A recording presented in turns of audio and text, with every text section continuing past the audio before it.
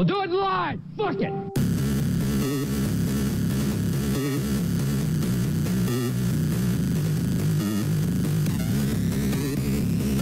I meant to be hearing anything? Volume for a play?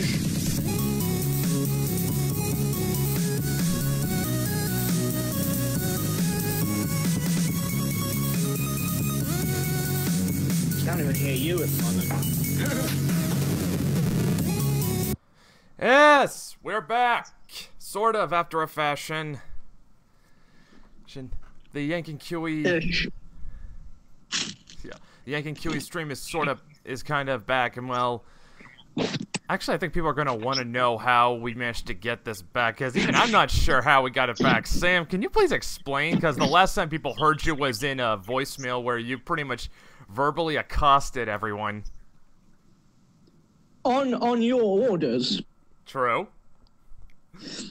I just had some free time and went, well, I can hop on here for not anywhere near as long as normal and with terrible fucking sound quality from my phone, so that's what we're doing. But it's too shitty sound quality to do it for normal episodes.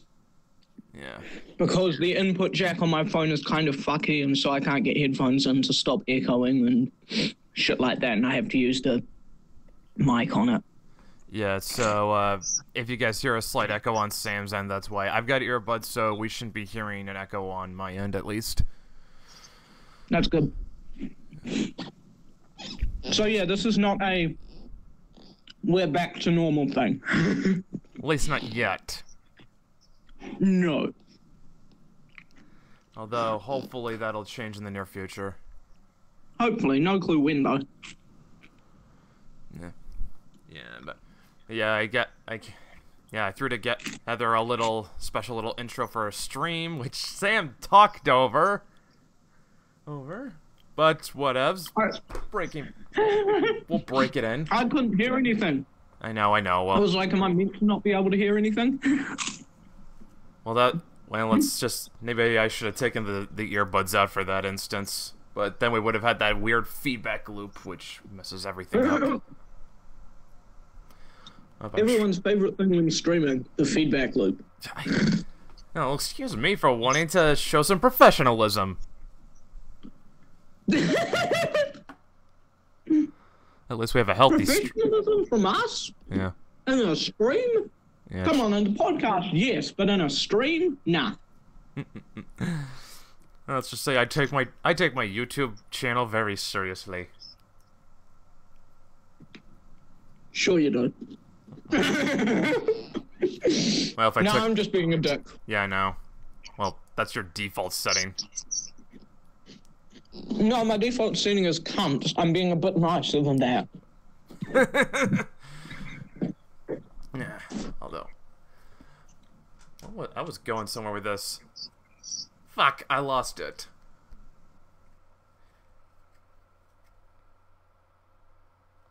Sam? Sorry, I needed to refill my water, so I muted my mic so you didn't hear a tap running. Yeah. Okay, good. But yeah, so and it far... It sounded like you were starting off on something. Well, I didn't expect you to stop that soon. Yeah, well, I think I got it. I think I got it back. We've actually got a healthy stream. It is green right now. Completely green. What does that mean? Green what does that mean? Well, we have a green light. It means the stream is healthy. Stream is... As in the... Yeah, stream is running... Looks like the stream is running smoothly. Like I said, as long as that light is not... Let me show you. So that means it's not lagging and shit. As far as I can tell, it's not, but... Oh, but... Yeah, let me show you. Yeah, you see? Yep. Yep. So it's YouTube's, like, diagnostic for it. Alright, we'll take a look. Diagnostic. Have you posted the link on Facebook? I probably should. Oh! Yeah, you're right, I probably should. Now, let's see, where is it? Man, I haven't... We did this so much, and now I think I might have forgotten how it's done. I can't post it to Facebook because, I don't think I can have Hangouts running in the background on mobile. I think it has to be the main thing. Yeah, you probably can't, but I can at least. Let's see. Like, I can have, like, Facebook chat windows, I can open them up, but anything that would require me to put it in the background, you know, I can't, I believe. That's fine. Fine, we can work around that. Yeah, I'm just letting you know. Mm-hmm. Yeah. Oh, that. Excuse you.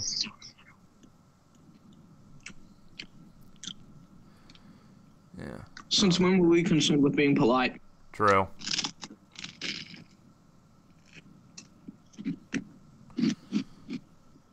But how's things been on your end so far? At least I guess we could at least get people caught up to speed from the last time we heard anything from you. Sorry for the pause. I am eating at the moment. Been all right mostly.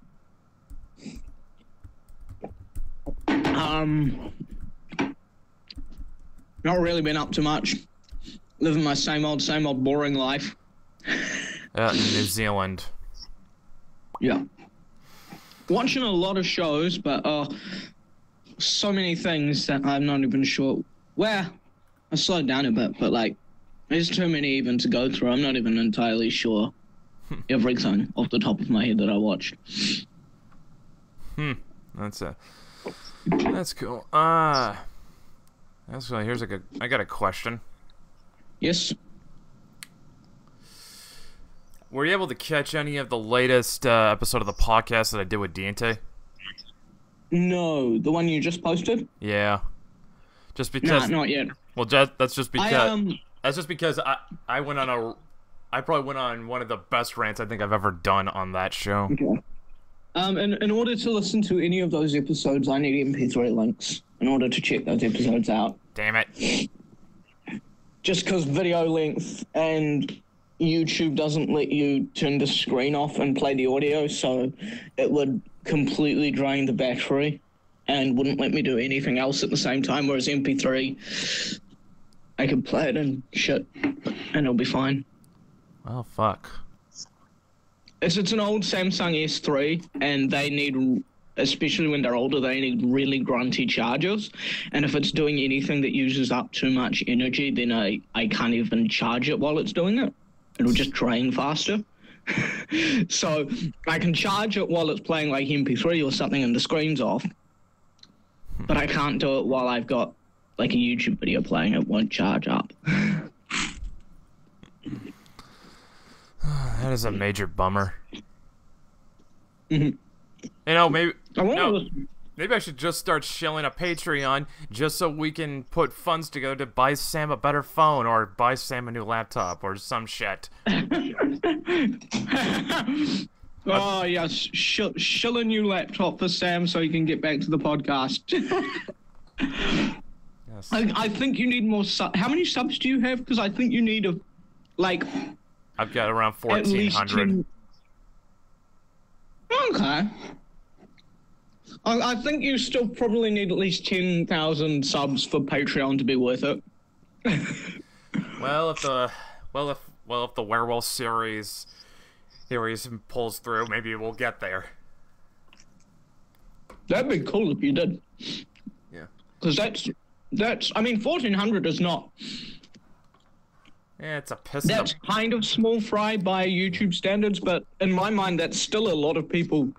Well, 1,400 and my highest video, let's say my average view count doesn't seem to get past like 500. Although, like I said, with the momentum the werewolf series is starting to show, that could probably change. Yeah, that's the thing with subs is. Well, it's never all your subs who watch stuff. Yeah, and also, I mean, like, because YouTube changed the algorithm, sub counts don't really matter anymore. It's all about views now, which is what it should have been about from the beginning. Let's not. Because half the time, your subs don't even see your fucking uploads. Well, depending on whether or not you're on YouTube's Google's blacklist, they may not even see it at all. Yeah, that's why you motherfuckers got to hit that notification bell, because then you'll get notifications. But you still sometimes don't get it because YouTube's algorithm is fucky. Well, not and fucky. Not people... fucky. It's been fucked with. They have. No, dude, I'm not even talking about people on the blacklist. I'm talking about just mainstream channels where I've done that with, and I've just not fucking got a notification sometimes. Oh, yeah. And we're talking about, like, channels that wouldn't even be considered offensive. Like, we're not talking, like, American Renaissance or... No, we're not talking arm wrestling. Yeah. Like, I'm talking like a music store. You know, that does guitar demos and shit. Seriously, and for example. Yeah. You know what's funny? I have never once had, since I learned about the bell thing and did it with everyone I'm subbed to who I want to see their videos as they come out, never once has one of Mr. Metica's videos not shown up in my notifications. Well, that's definitely good. You'd think he'd be blacklisted. Maybe he is and they just failed. Because one of his videos he did pull down and then re-upload after a few hours or so because it wasn't showing up in people's subscription list and notifications and shit.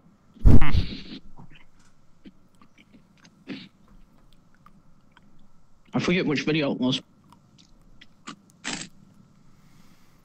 Let's just... He's got a new video on the Tigwatig series up, by the way. Yeah, but I haven't had the chance to see it yet. I saw it. He's basically talking about I want to say he's talking about the fandom, but it's more that he talks about certain people that were influenced by that guy with the glasses. Like, he goes over this one guy. Like the Reviewtopia. Yes, he mentions like that. He mentions them in brief. But one guy he focuses on is this guy called Latza or something. Oh, you're gonna love it. You are gonna love this because I left a comment on that video that really triggered somebody. Triggered them good. Oh, this is what you were talking about triggering someone. Okay. Yes. Do tell. Well, he was talking about this Latza guy.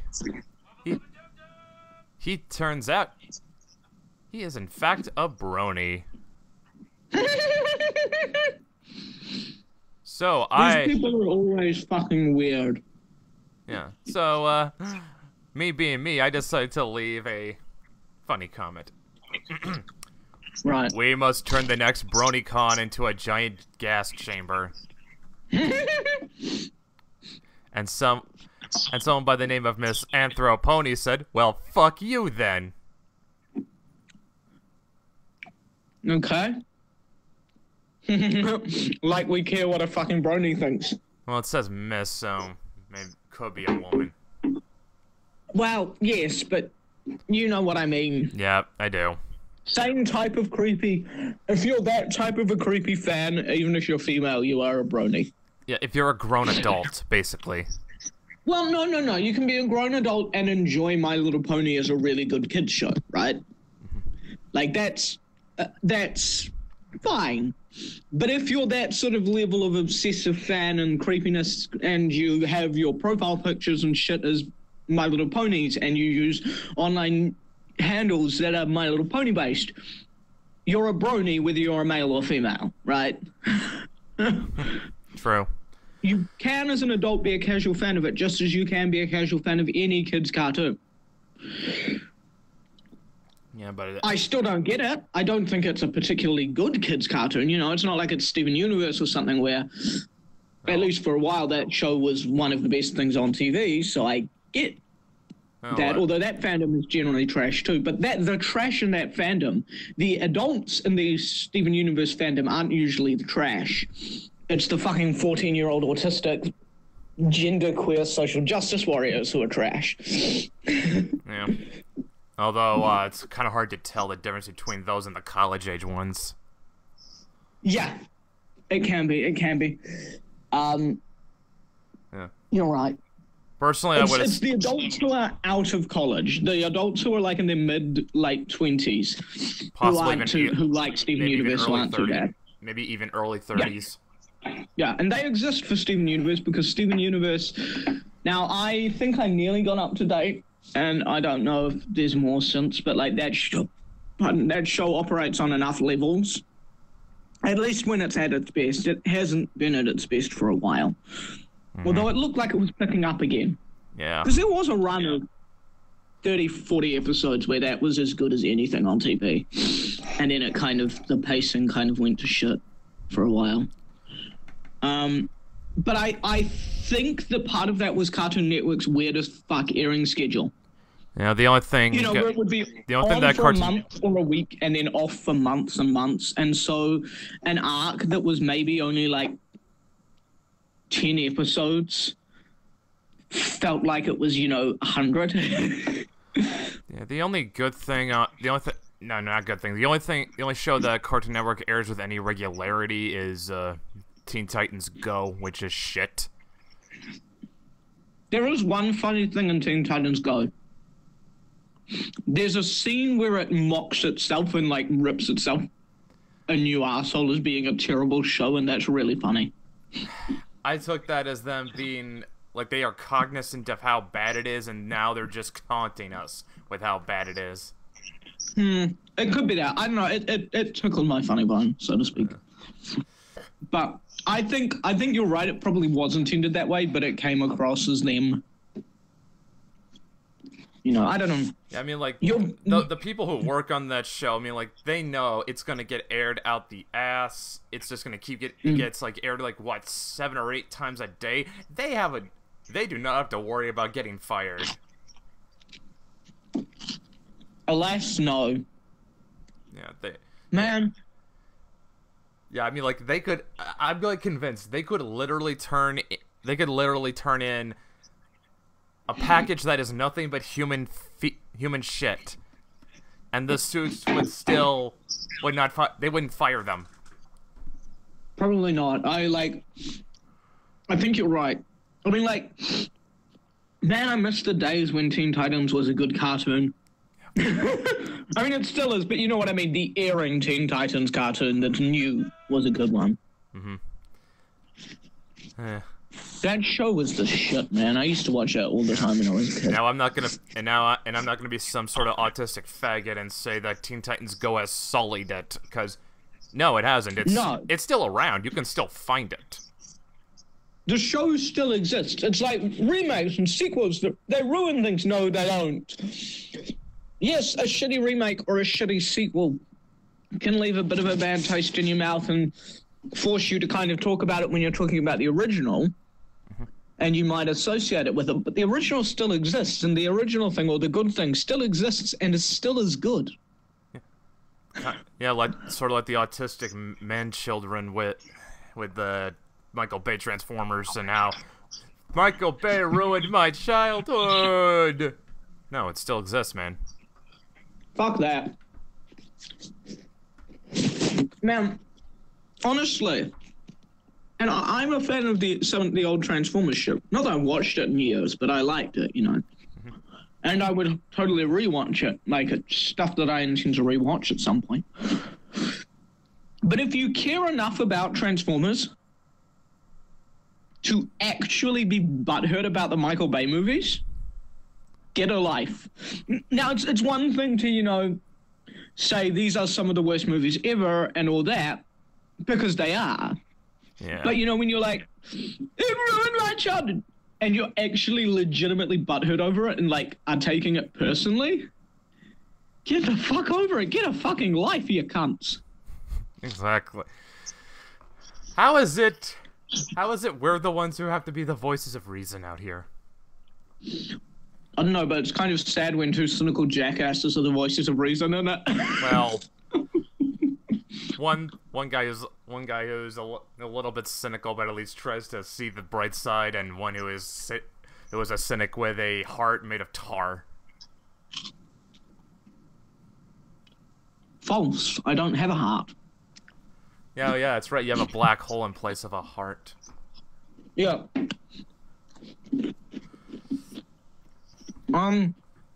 Yes. Yes. What If was you guys it? want to know, Oh. if you guys want to know what Sam's life philosophy is, I will read you this excellent line from American Psycho.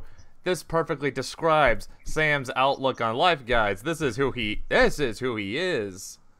Or it at least describes Brett's interpretation of what he thinks my life philosophy is, because I've never explicitly given him a life philosophy. But continue. Fuck you, you're ruining the bit, but I'm gonna have to do it anyway. I need to find it first. First ending quote. I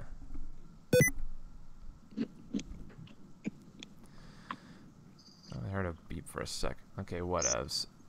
Let's see the ending quote. The ending quote.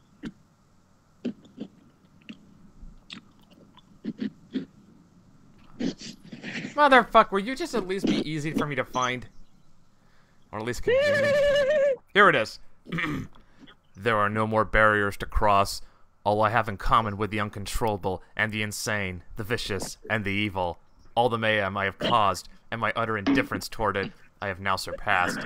My pain is constant and sharp, and I do not hope for a better world for anyone. In fact, I want my pain to be inflicted on others. I want no one to escape. But even after admitting this, there is no catharsis. My punishment continues to elude me, and I gain no deeper knowledge of myself. No new knowledge can be extracted from my telling. This confession has meant nothing. He's being edgy. That is nothing like my life philosophy. He's doing the My bit. life... I know you are. I just have to say this so that people don't think I'm an actual psycho. What if someone is listening to this for the first time who like knows me, say, I don't know if you posted this on Facebook, if you did, if you tagged me, but what if someone is listening who knows me and has never heard this and thinks we're being serious? Point taken. Although the way we are constantly chortling and laughing, how could you believe we're serious? I don't know, but you were pretty serious about that. So what is Sam's life philosophy? I don't fucking know. He doesn't have one. Sam's a nihilist. No, I'm not a nihilist. Not really. Man, I don't know what I am. Fuck life philosophy. We're not talking about life philosophy. That shit's too serious and too deep. Yeah, that's not this type of show. Our type of show is talking about cartoons, anime, and video games, and how the Jews control everything. That last one we talk about ironically. Gotta throw the alt-right a bone, because if you don't throw the alt-right a bone, then you get nowhere these days with this sort of thing. This sort of thing being dark humor. Yep. Actually, speaking of dark humor, there was I've wanted to see Train Spotting for a while, because that looks like it is going to be one of the most pitch black comedies out there. I've never heard it described as being a particularly dark comedy, but I don't know. It's something about it. I don't know. It seems kind of dark. There's something that seems dark about it. I mean, it's sort of a comedy about 4 heroin addicts in Scotland trying to just muddle through life. I mean, that's.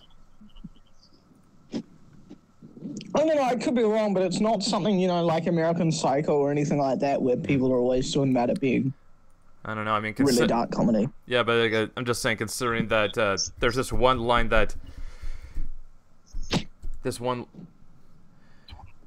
There's this one line that Ewan McGregor's got in it. Right. Let me pull it up. Hello, I can't hear you. What do you mean you can't hear me?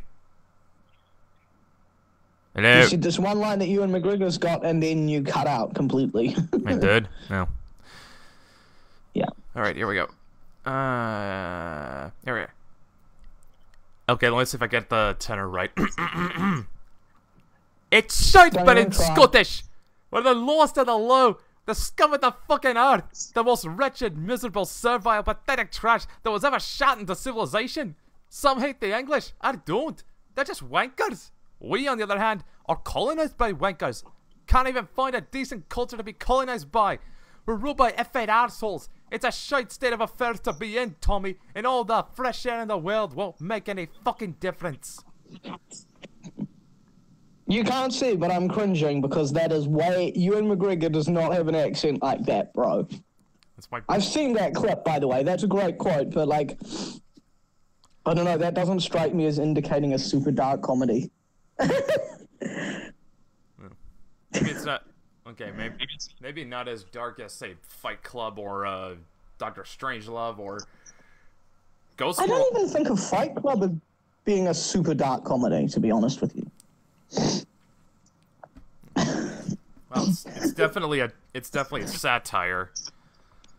Oh yeah, no, like I'm not saying Fight Club is a dark comedy, but it's not what I think of when I think of super dark comedy. Yeah. If that makes sense. Okay, yeah, I get what you're saying. I think of, like, for me, when I think of really dark comedy, like, I think of stuff like Ghost World or stuff that has, like, it's just...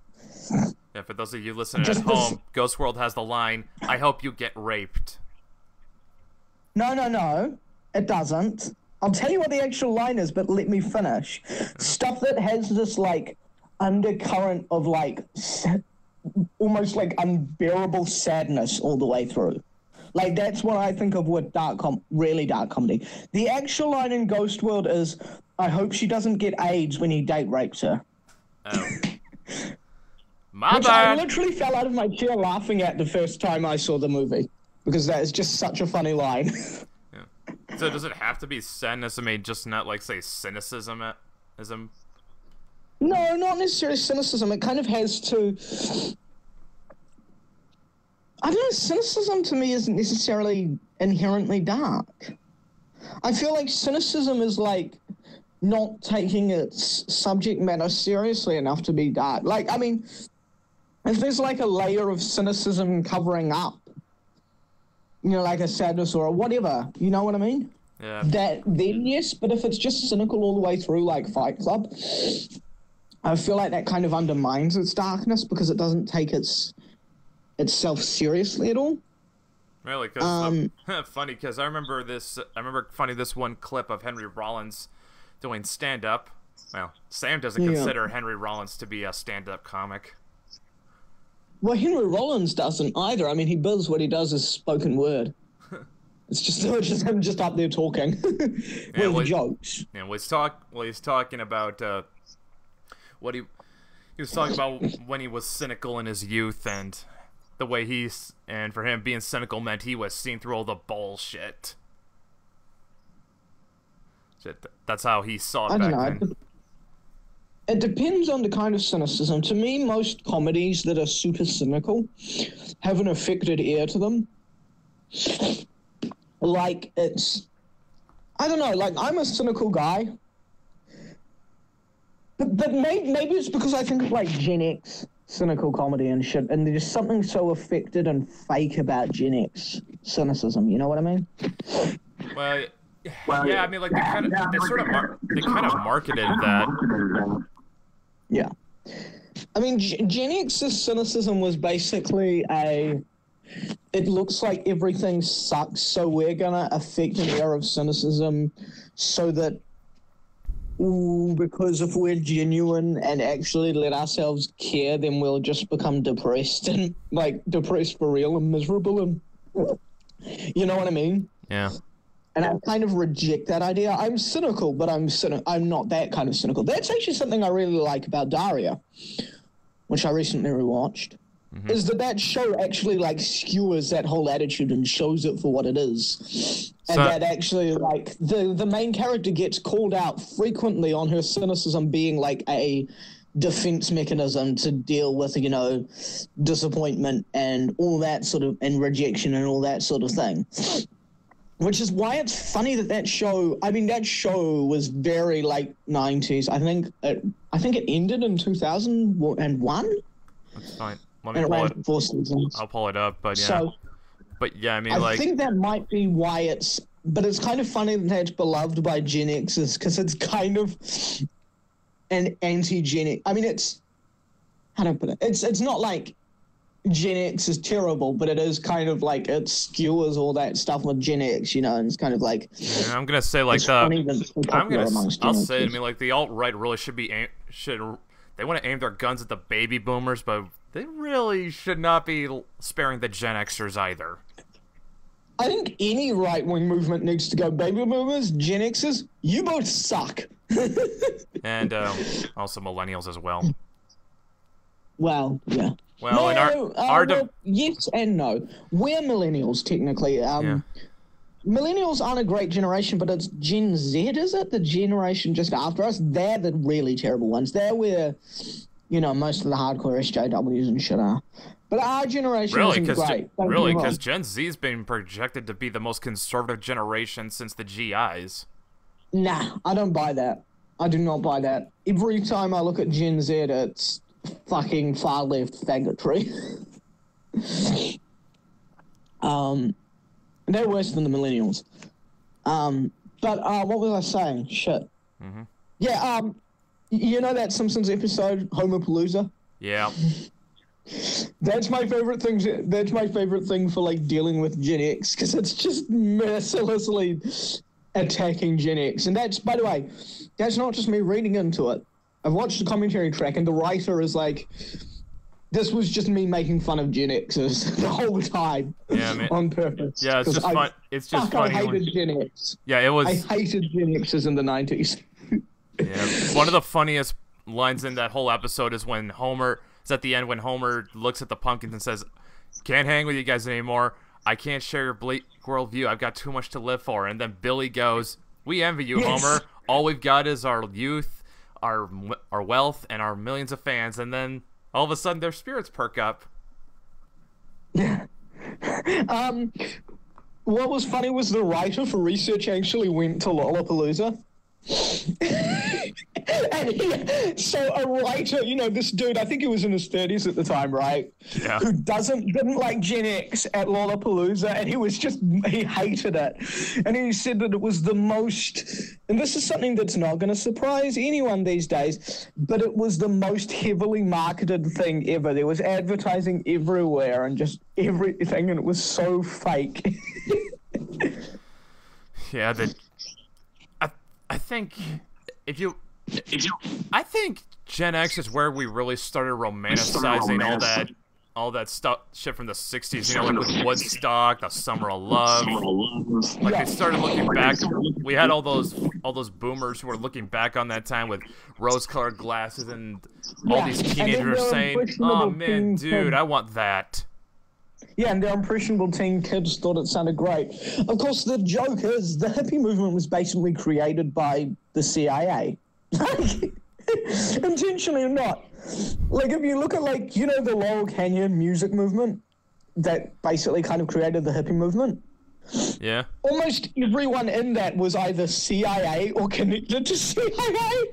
And, of course, we know who runs the CIA, or should I say, the CIA. No, dude. It's the fucking, what's it, the glow-in-the-dark CIA niggers? Is that the quote from that one nutty programmer that Mr. Medicare did that video on? Yeah, that's the line, but I think those are just agents. Like I said, we all know who the controllers are. Yes, I know what you're getting at. I just had to use that quote because that quote is too funny. I know, it is too funny. This is... But by the way, there's the... You know the old hacky gag? Clinton News Network. No, that's not what CNN stands for. It's CIA News Network, and that's not a joke. Almost every person at CNN has some connection to the CIA. Like Anderson Cooper used to be like a CIA fucking agent, intern and shit like that. What was that? Sorry, I thought you were gonna say he was an agent. I thought he was an intern or something. But anyways, and like people just don't just go from like even like an intern or something at the CIA. They don't just do that and then stop being CIA assets. That's not how it works. Nope. Once you're CIA, you're CIA for life. Yeah. I'm So, pretty like, sure. the funny thing is... Actually, I'm Now, almost let me certain. just- I'm almost certain that they're working on like a zombie chip if in their research and development. Like, you know, even if their assets die, they have a chip that can reanimate their corpse for a little while longer, so that they're still useful, or some kind of other freaky shit out of Frankenstein. And now I'm really starting to sound like Alex Jones. They probably are. Like, no joke, they probably are trying to. I'm not saying they'll succeed, but the CIA look into all sorts of crazy shit. We're breaking More of it conditioning. works than not, though. And what was I going to say? Oh, I can't, by the way, when I say the CIA basically created the hippie movement, this is not something that, this is something I'm inferring from all the connections to the CIA and all that. Like, the CIA were connected to the LSD deal, you know, LSD sales and all of this shit. They were and definitely low using opinion LSD in and their all that. MK Ultra experiments.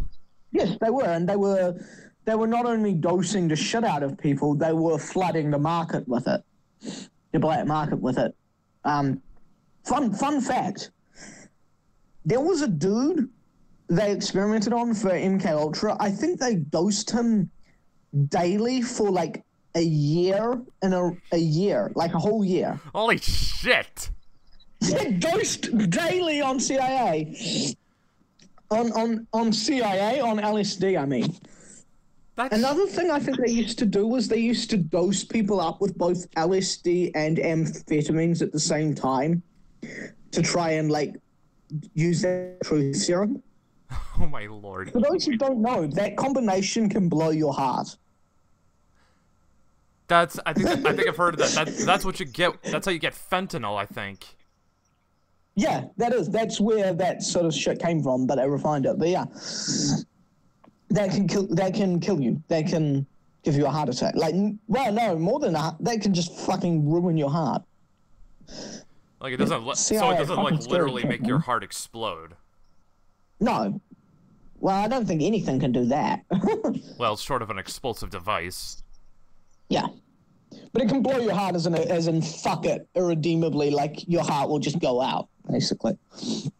Like, it'll give you a heart attack. It'll give you a fatal heart attack, is what you mean. Yeah.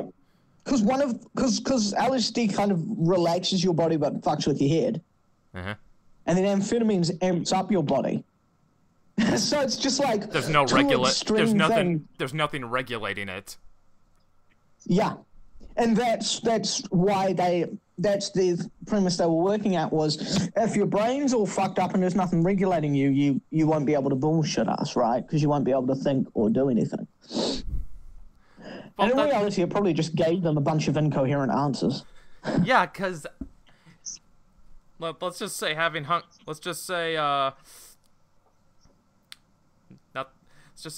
around stoners, they're not the most coherent thinkers.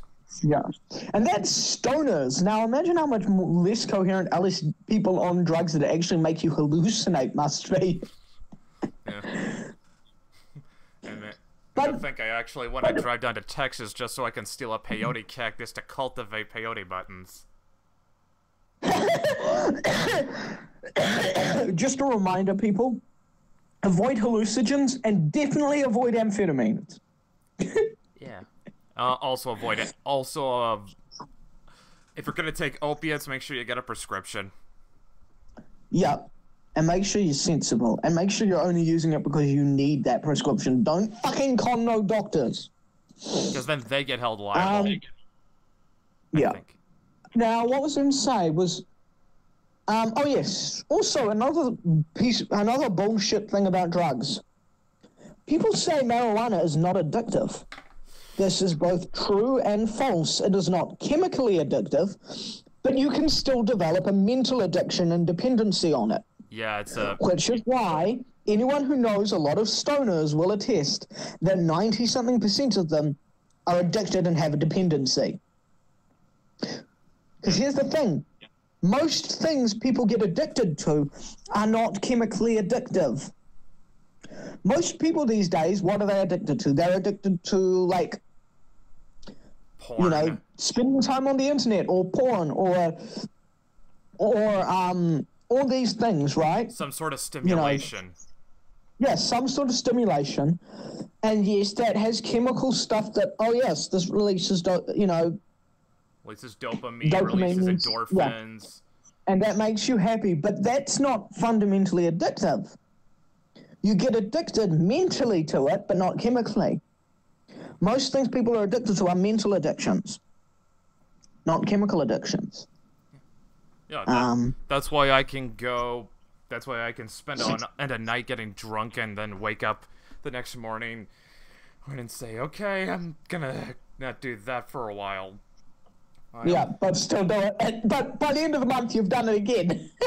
Yeah, well, in that case, I have a genetic predisposition towards it.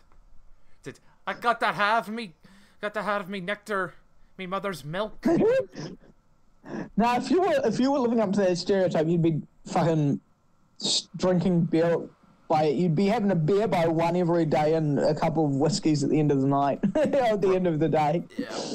Yeah, I probably would, but I don't. Well, thankfully, I don't have the money to blow on alcohol, and I had two relatives one that died from alcoholism, and one whose life got wrecked by alcoholism. Oosh, Jesus, mate.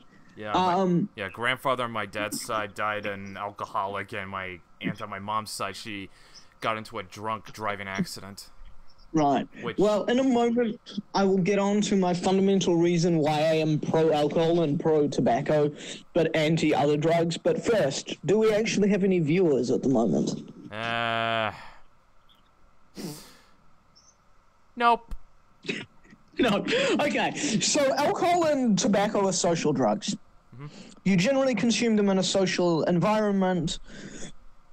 They're social lubricants in that tobacco, not for the effects, but in how it's used. Alcohol, in that used in reasonable quantities, it makes you think, it makes you relaxed, you're being social and you're thinking, right? Mm-hmm. That's why. Because unlike, say, pot, which inherently makes you sluggish and slow and lazy and all this, and lends itself to degeneracy and laziness, or hallucinogens, which make you hallucinate, and that's not good. Or fucking, or psychedelics. Wait, you talk about hallucinogens or psychedelics? Either of them. They both have bad effects. And stimulants. I've heard a lot of stimulants are just so bad for you on every level, and these drugs just basically lend themselves towards degeneracy and unhealthy behavior and just all this negative shit. Yeah, well, I was just gonna say, that Bill Hicks bit about drugs, right? Yes. How all the music you like was made on drugs. Yeah. He's right. That doesn't mean I think drugs are a good thing, though. Yeah, I didn't even remember reading a quote where Steve Jobs actually said he took LSD in college and it helped his creativity. So we have LSD to blame for the shittiness of Apple products? I guess. I fucking hate Apple products, man. Yeah, my dad. They're ugly. iOS is confusing and unusable and terrible. Man, iOS triggers me, man. iOS triggers the shit out of me. I can't figure out how to use it. Yeah, my dad loves Apple products. It's a shame that he will have to hang when the computer wars happen. Yeah, probably. But yeah, you know what? At least 10 years ago, Apple had something over Windows. Yeah. Back in the... No. Back before... Not 10 years ago. 10 years ago was 07. If we're talking 15, 20 years ago, yeah, when Windows was janky as fuck, they had a lot over them. Yeah, not only that, but also, if you were... A lot of graphic designers love using Macs because they say they're more intuitive for that sort of work. A lot of people who work in editing, they use Macs. And like I said, back then, they had a case. But nowadays, I'm gonna say to you, what can I do with a Mac that I can't do with a PC better and cheaper? Probably nothing. Well, maybe some of that stuff, but that stuff you can do almost as well on a PC, and you can do other stuff on a PC. Macs are terrible for almost everything but that stuff, man. Yeah, no, like, yeah, if you're into graphic design, okay, I could see you having a legitimate reason to use a Mac, but even then, I'd say, dude, you can do that on a PC. You get a good high-end PC. It's gonna cost you a lot less than a Mac tower. And at least that one you can regularly update it to your leisure. Yeah, and at least you can play video games on it. You can play games on a Mac, but it's not recommended. Well, I'm just talking about the fact that so few video games have Mac ports. True. That's also true. That's what I'm talking about. It's like, you don't want a game on a fucking Mac. Yeah, like, I actually I used to I played Warcraft 3 on a Mac for a while. Oh, why? It was the only computer we had, because remember? Oh. It wasn't your computer, okay. It was my dad's. I was gonna say, did you own a fucking Mac, you fucking Mac-owning scum? Hey, I saw the light, okay? Because being an Apple fan is something like, I can't be friends with Apple fans. Yeah, and you cannot be friends with my dad. Just as a rule, I mean, if someone's cool enough, I'll make an exception, but that and not recognizing classic Simpsons quotes, like... unless you're, like, under a certain age with the Simpsons quotes, then I'll cut you some slack because you're probably too young. But generally, like, people who don't recognize classic Simpsons quotes, nah, got no room for them in my life. That is definitely my dad. Like, above a certain... Because there is, like, an age range where you can apply that, but then, like, people over a certain age and under a certain age, you just can't because they won't have seen it. Well, my dad's like 56. Okay, so he's in the age range. He's outside of the age range where it's applicable. But sort of anyone mid-20s, so 25 to late 30s, if you don't recognize classic Simpsons quotes, fuck you, you have no excuse. You know what I mean? Yep. Oh. Speaking of...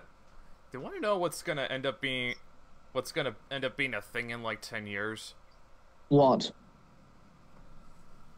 A Facebook... Oh no, nostalgia for the shitty Simpsons? No. Well, maybe, but I was gonna say a Facebook page dedicated to classic Rick and Morty quotes. If Facebook's even around still then. Yeah. But yeah, I mean, just imagine what that's gonna be like. People having nostalgia for Rick and Morty. Oh, that show is too cynical for nostalgia. I mean, I like that show, but I don't associate nostalgia with cynicism. Although, then again, I have nostalgia for classic Simpsons, and that was a cynical fucking show back then. Well, it was cynical, but it also had heart. Yeah. Rick and Morty doesn't really have much heart. Yeah, Rick and Morty is just, it's nothing, it's all jokes, although it does have, does seem to be those moments where it does have those moments where it does seem to actually have sincerity.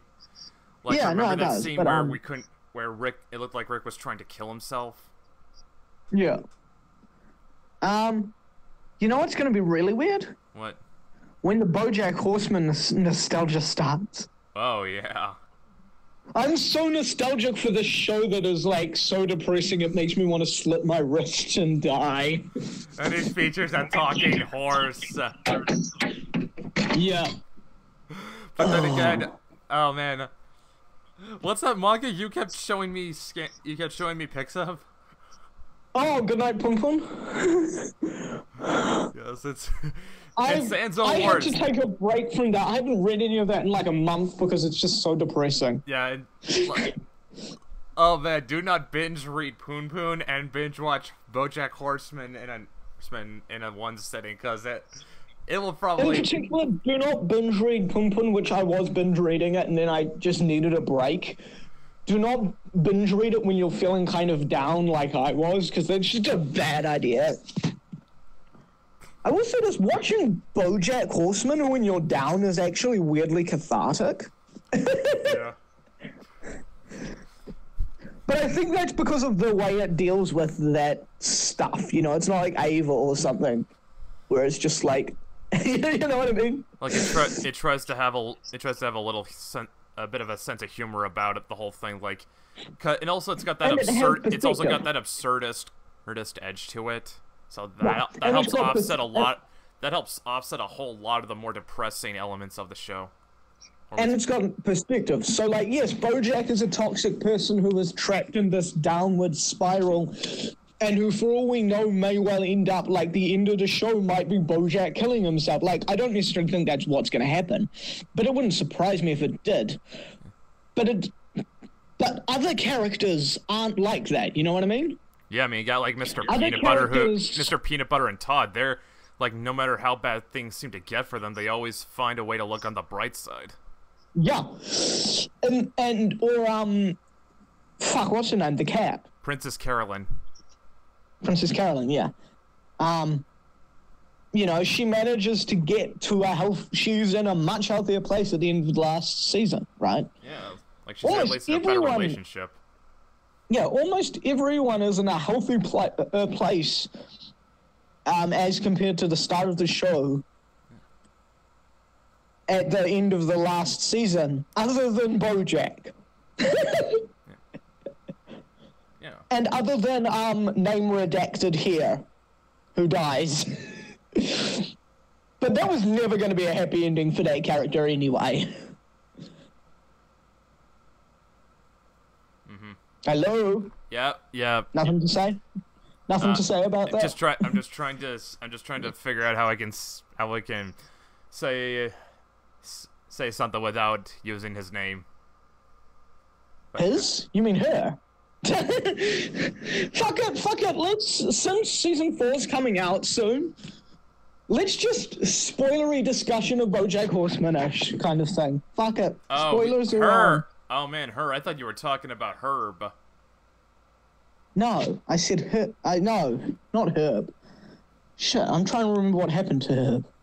Herb died from ass cancer, and BoJack. Oh yes. And that was pretty much the death knell of his friendship with BoJack, just because BoJack fucked it all up because he's BoJack. But that was ages. That was way back. I was talking about the end of the last season of season 4. Oh yeah.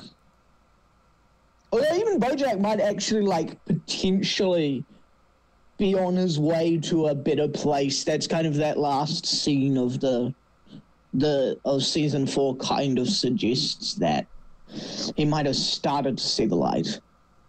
Yeah, maybe. Because the irony is he's clearly like the problem with BoJack though is it's the same problem that Spike, Faye, and Jet have in Bebop. They're not facing their problems. BoJack's not facing his problems. He keeps running from them. Faye ends up facing them, kind of. Yeah. Well, you know what? You get the idea. That's this. BoJack's got the same problem they did.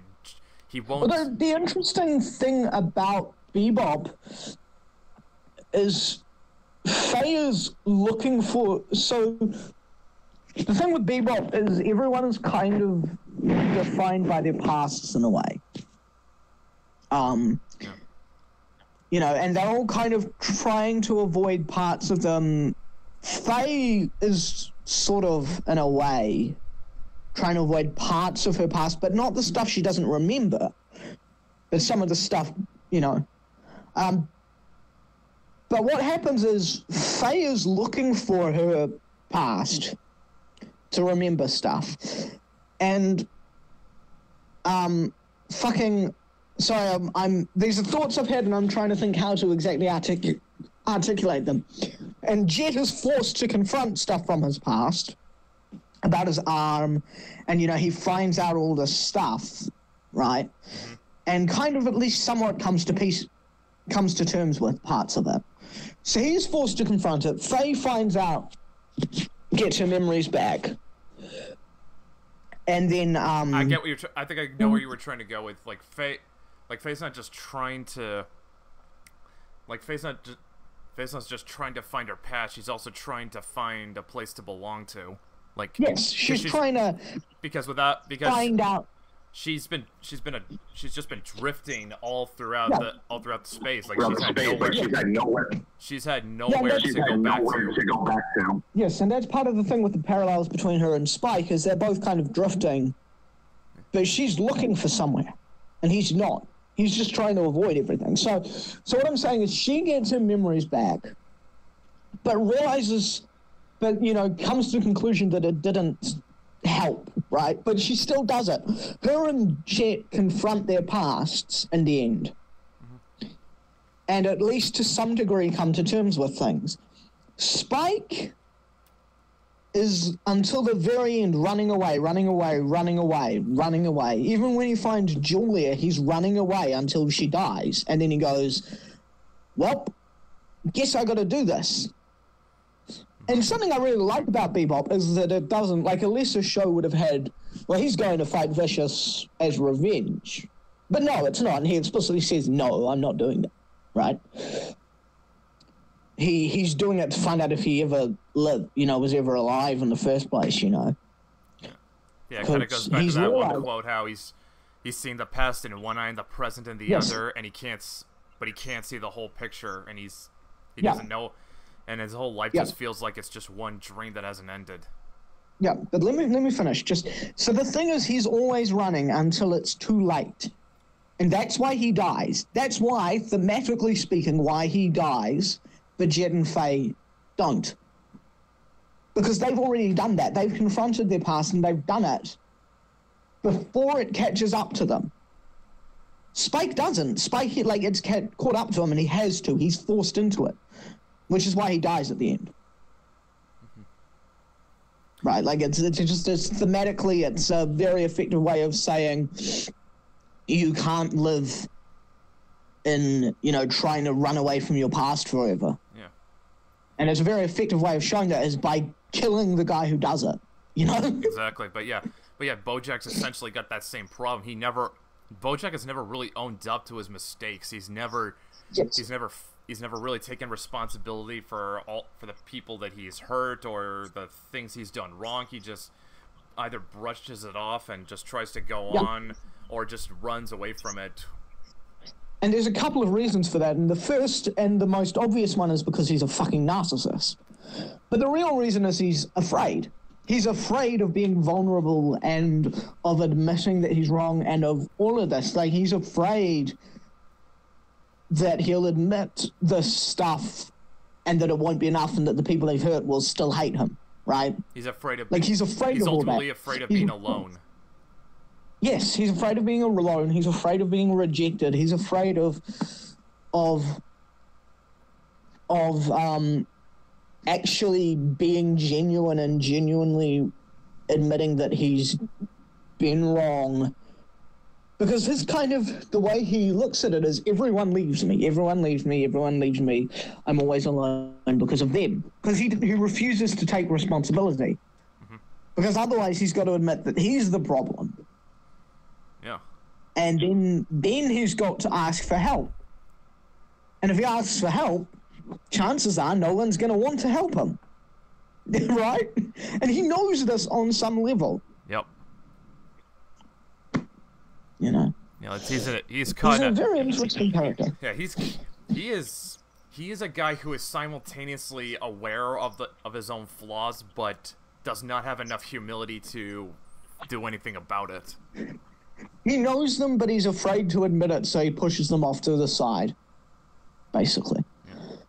Yeah. Now, what I find interesting about the show, something I really liked about it is the parallels that it sets up between him and Diane. Yeah. Because what's interesting is the first season it sets him and Diane up, and it goes, oh, they might be good for it. Hey, if they got together, they might be good for each other. And then everything after that is just going, no, if this had happened, it would have been so bad.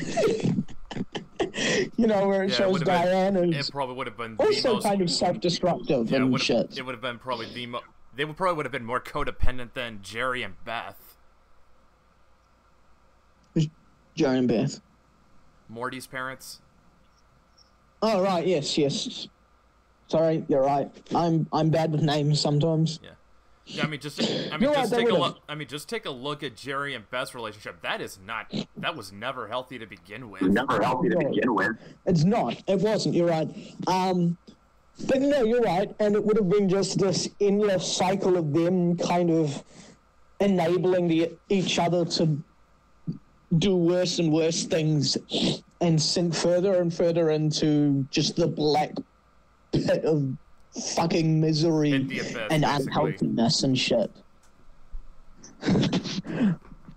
Like, we're not talking quite as bad as my favorite ridiculous shit ever is still Shinji and fucking Asuka, because a more unhealthy couple could not possibly exist. You know, from Ava. Like, if they hooked up, that would end in at least suicide, right? Or like, at the least Shinji. I was gonna say, Shinji would either kill himself, or Asuka would kill him, or Shinji would kill her, then kill himself. It's just like.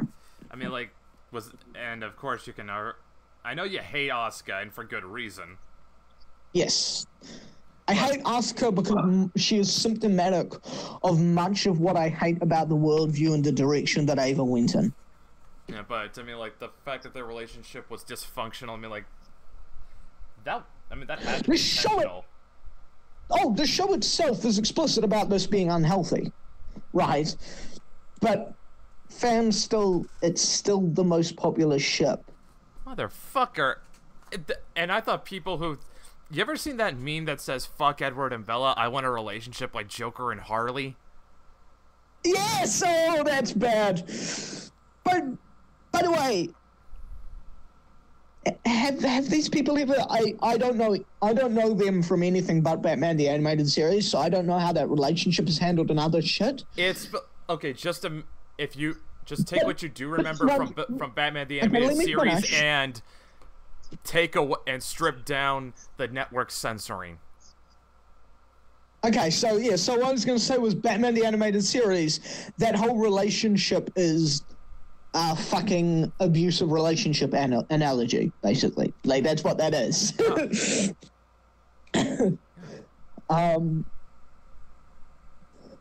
God, no, it's so... That's still the most popular ship from Ava, no joke. That and then Shinji and Kaworu and... Which may or may not be homoerotic.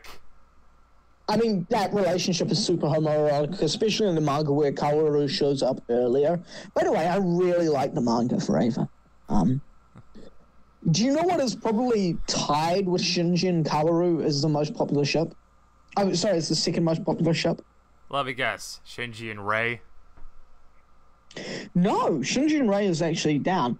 No, this one's funny because it makes no sense and comes out of nowhere. Asuka and Rei. Asuka and Rei.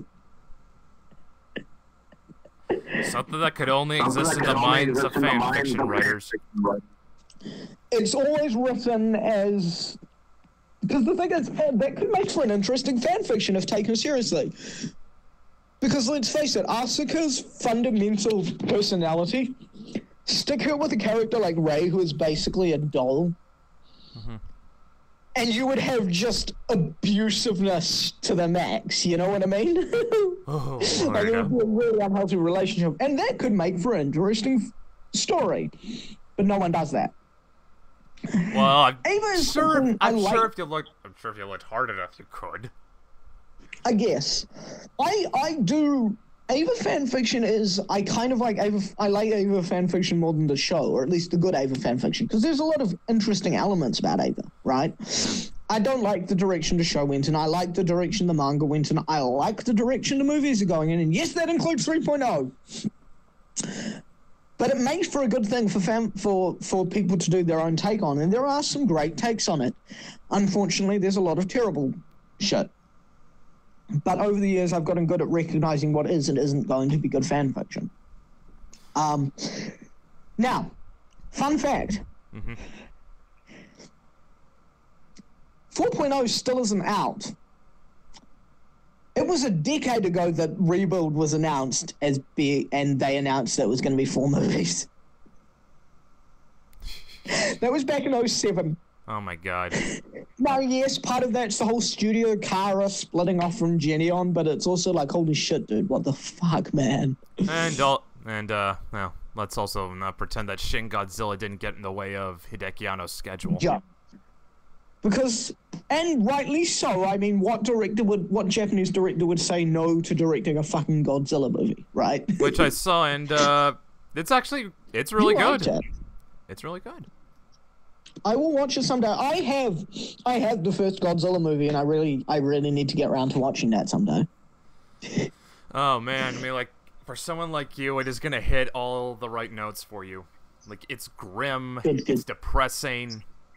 Yes, I've heard it's actually pretty dark and slow. Yep. I'm just like, yes, that sounds good. Yeah, it is gonna. Shin Godzilla is pretty slow as well. I don't know. Not badly so, but like there's a lot of people sitting around talking about what to do about Godzilla and that kind of thing. Yeah, well, that's sort of like I spent my childhood, dude. I spent my childhood watching Godzilla movies. This is stuff that for me is just par for the course. Oh, I'm aware that is like Japanese Godzilla movies in a nutshell. Yeah. And apparently the Japanese ones actually make them interesting, unlike the fucking American ones where they spend so much time on the people and the people are boring and shit. Yeah, the thing is, like, I had this conversation with Dante in the last podcast episode. Right. I would say, like, the appeal of Japanese Godzilla movies when he has another monster to fight, at least. It's basically a wrestling match with kaiju. Nice. Okay, I have a question for you. Yeah. What is your opinion on the American Godzilla movie? Like the last one, not the Roland Emmerich one, because your opinion, I'm sure, could be summed up in one word. Shit. But the one from Legendary Pictures, the one that's supposed to be building this legendary monster cinematic universe. Yeah. Good. As a Godzilla fan, what's your opinion on it? I saw it, and it had a lot of good moments. The stuff with when it focused on the monsters, that's when it was definitely on its best, and at least, and I think it's at least showing that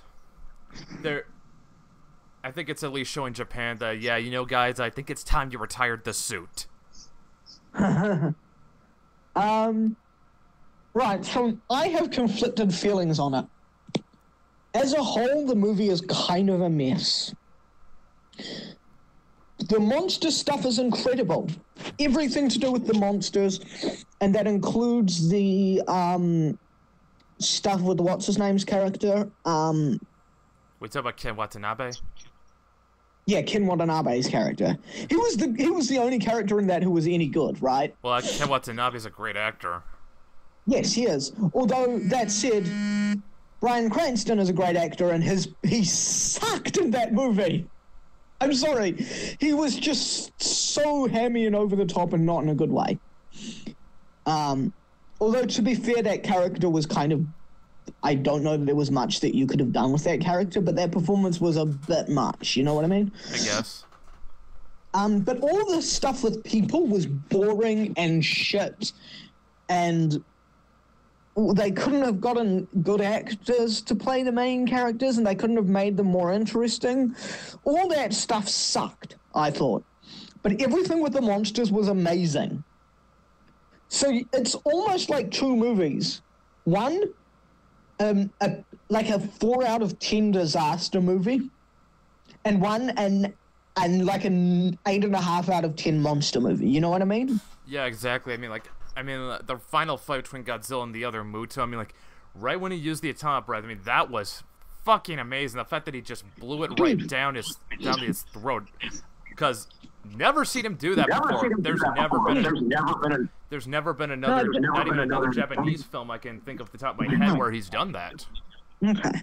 The direction and the way it used perspective and the way the fights were choreographed, so to speak, and all of this was amazing.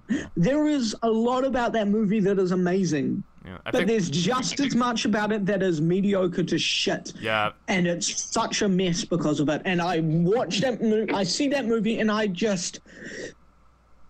It is wasted. It is so much wasted potential. Had they been able to get the human stuff to... Hell, it wouldn't have even had to be on the same level of quality as the monster stuff, because the monster stuff is fucking god tier, basically, right? Yeah. Had they got the human stuff to be good,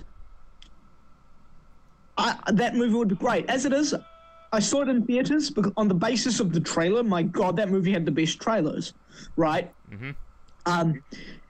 And I was kind of frustrated. And then I saw it again, and I went,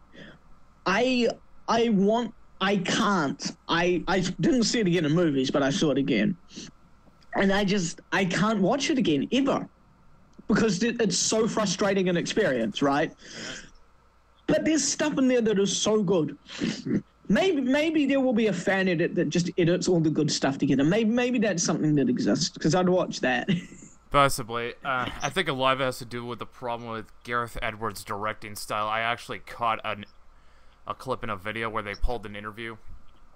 His style is, I think of really cool imagery, and then I figure out how do we connect those. Okay. Right, if that was his approach to Godzilla, that could... Yeah. I was going to say, that explains why Rogue One just left me feeling cold. I still like Rogue One. I think Rogue One is a much more accomplished film. It has a coherent plot. It has better performances. It has better characters. I like Rogue One. I think Rogue One is a pretty well-written film. I think it's a good movie. If Godzilla had been that good, I'd have liked it much more. You know what I mean? I guess, yeah. Although that said, I will say... No, I was going to say I think the highs of Godzilla are higher than the highs of Rogue One, but actually, I don't think so, because that fucking the space battle shit. Just the like, climax. The shit at the climax of Rogue One is so good. Like, that shit is amazing. You mentioned the whole Godzilla using the breath thing into the Muto's throat. Muto? Yeah, he just breathes it right down his throat. That's epic. Yeah. That's fucking awesome. But I think your reaction to that was kind of like my reaction in Rogue One, where the fucking rebel ship just rams the fucking Star Destroyer? I think so. Into the shield to break through, into the other one, into another Star Destroyer, into the shield. That was fucking epic. Yep. You've got to admit that all that action stuff at the end of that movie was great. Yeah, I'll give it that. Like, it had cool battles, but that was about it for me. Right, well, hey, we'll agree to disagree. What I will say is they really need to somehow find a way to work Donnie Yen into another Star Wars movie. Give us, I know it's not canon anymore, but give us a canon divergent, like, Old Republic story with Donnie Yen as like a rogue Jedi or something. I would watch the shit out of that. Yeah, you would. Okay, but you know what really needs to exist? What? High budget two high budget, give it 2 seasons, but have each one be like a mini series, so 10 episodes or so, 10 like hour-long episodes, adapting Knights of the Old Republic and Knights of the Old Republic 2. Mm-hmm. And get the people who wrote Knights of the Old Republic 2 to write the Knights of the Old Republic 2 section and stick in all the stuff that got cut out and plot stuff, and that would be awesome. I think there's only one word for that. Brilliant! Brilliant! I still think Knights of the Old Republic 2 is my favorite Star Wars thing. It is. It's flawed, even with all this stuff put back in, or even with the restored content mod, because there's some content that just they couldn't get from the code, right? I saw that game once referred to as like the unfinished symphony of video games, and that's a really good description of it. I suppose. But and yet, that game. Although I would like to know how is it that Obsidian can fuck up their reputation this badly and still be in business? Because Obsidian make great games. Like, they've never made a bad game. Nowhere near it. Really, they worked on Alpha Protocol, and that was unplayable. What did they work on? Alpha Protocol. Did they make that one, or did they just work on it with another studio? Who was in charge of that? Let's see if I remember what Alpha Protocol was being. It was being published by Sega. That's Sega's fault. Sega probably rushed I don't know. them. From what I've heard, they got 2 budget increases, 6 deadline extensions. Yeah. Well, I haven't played that game, but every other Obsidian game I've played, which is KOTOR 2. KOTOR 2 had problems. It was partly them being too ambitious, partly deadline. Okay? Yeah. So it was a mix of things. Really? I mean, they had 80% of reused art assets and resources from KOTOR. Have you played KOTOR 2? Yeah. Okay, because that story is so ambitious and so huge, they just didn't have the time to so do it everything wasn't so it wasn't a technical issue that let them down. It was and that's why when it released, it was glitchy and shit. But then with the patches from it, and then if you play with the restored content mod, which takes stuff that's in the code, but they didn't have time to fully realize and fixes it, there's entire planets and shit that got left out of that game. There's multiple planets worth. That game is amazing. You got to play that with the restored content mod. So I've played that. I've played Fallout New Vegas, which is the best Fallout game, I think. Fallout 1 and 2, the combat and that has just aged so poorly that I can't pick one of them as my favorite, as much as I wish I could. Guess you're not going to talk about Fallout 3 either. Fallout 3 is a very good game, but it's great as an open world game that has the trappings and setting of Fallout, but it isn't really much of an RPG. But that's not Obsidian. So there we go. That's Bethesda. What else by Obsidian have I played? Pillars of Eternity. Pillars of Eternity, which is amazing. Neverwinter Nights. Yeah, Neverwinter 2 they did, which is great. Especially Mask of the Betrayer, which is an expansion sort of story thing that's amazing. And Obsidian did Obsidian do Icewind Dale? Did they do those games? Maybe. I don't remember off the top of my head. Or was that back when they were called, or was that a Black Isle thing? Let's look it up. Because Obsidian, a lot of the staff from Obsidian came from Black Isle. Yeah. Speaking of D&D, I came across a Neverwinter MMO, which I kind of like, although it seems to have stopped on me. Okay, yeah, Icewind Dale was done by Black Isle. Okay. Right, well, anyways, I've not played a bad Obsidian game, is all I'm saying. They have a lot of good faith in my books. Doesn't mean they don't exist. You mentioned the one that I'd never even heard of. Yeah, Alpha Protocol.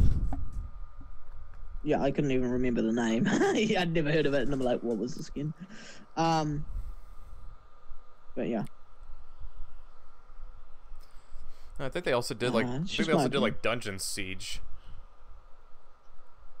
Never played it. Or was it Dungeon Siege 2? Probably 2, knowing them. Yeah, it's just okay. I mean, I know you hate Razor Fist, but there was a ranty cut on he cut on Obsidian about saying like how they always blame the publisher. It's never their fault, and how their fanboys are always quick to defend them. I don't know that they do. I don't think they do always blame the publisher. I've not noticed that. Either way, I tend to avoid the drama. I tend not to watch that shit. I just go, hey, I like these games. They're not perfect, but whatever. Mm-hmm. Well, it's a good attitude to have. I mean, like, I'm not an Obsidian fanboy, but every game of Obsidian's that I've played, I've loved. So I'm just going off the games I've played. Yeah, that's fair. New Vegas was glitchy when it came out too, but again, in that case, that's a massive, pretty open world game, and you just can never catch all the glitches in those. And all those glitches got patched out later. So, although you can probably at least give Obsidian this, they've never released a game as broken as, say, Vampire the Masquerade Bloodlines. Yeah. Yeah, like. Now, obviously, or Kingdom of Magic and Steamworks Obscura, which is my preferred Troika RPG, or the D&D Troika RPG. Yeah, but I'm just saying. An adaptation of a very famous module. But Troika made 3 games, super glitchy. But if you can fix those glitches, they are great. Well, so yeah, but just yeah. Although with Vampire, that game did not have a chance because like Troika was already running out of money on it before they released it, and Activision was just basically throwing them to the wolves. Yeah. By the way, you really got to play Arcanum of Steamworks and Magic Obscura. Yeah. It's on GOG, and it's on GOG with patches and shit that make it work fine. It's a great game. I'll keep that in mind. Speaking of World of Darkness RPGs. Yes. I wasn't finished, by the way. Oh, yeah, by the way. Yeah, you keep going. The world building and writing and the RPG elements in Arcanum, in Arcanum, the combat's a bit clunky, but all that stuff, the writing and the world building is like and the RPG elements, that is, your decisions actually making a difference, and all that shit, are some of the best of any RPG game I've ever played. Sorry, any RPG ever played. Like, it's a much better game, I think, than Vampire the Masquerade. Than their Vampire the Masquerade game. Which I think is a great game, but I think has some issues, particularly in the ending. Yeah, I mean, come on, you guys couldn't have made an ending where you become the prince of the city? That would have been awesome. The ending is just... It's like, so you go, okay, this is mostly great writing, but it's a bit juvenile sometimes with the sex and some of this stuff, and it's like, okay, it thinks it's edgier than it is with some of this stuff, but whatever, that's all tolerable, that's fine. I can ignore that, they're minor flaws. And then you get to the ending and you go, that was the most retarded ending I've ever seen, Yeah, one where it's like retarded. Yeah, like people give Mass Effect 3, and rightly so. They give Mass Effect 3 a shit for having a bad ending, and like I said, it rightly deserves it because it's basically the same. It's basically slight variations on the same fucking ending. No matter what you do, no matter what you do, Crucible goes boom, shit spreads through the gateways, and I don't know. Either the machines are gone,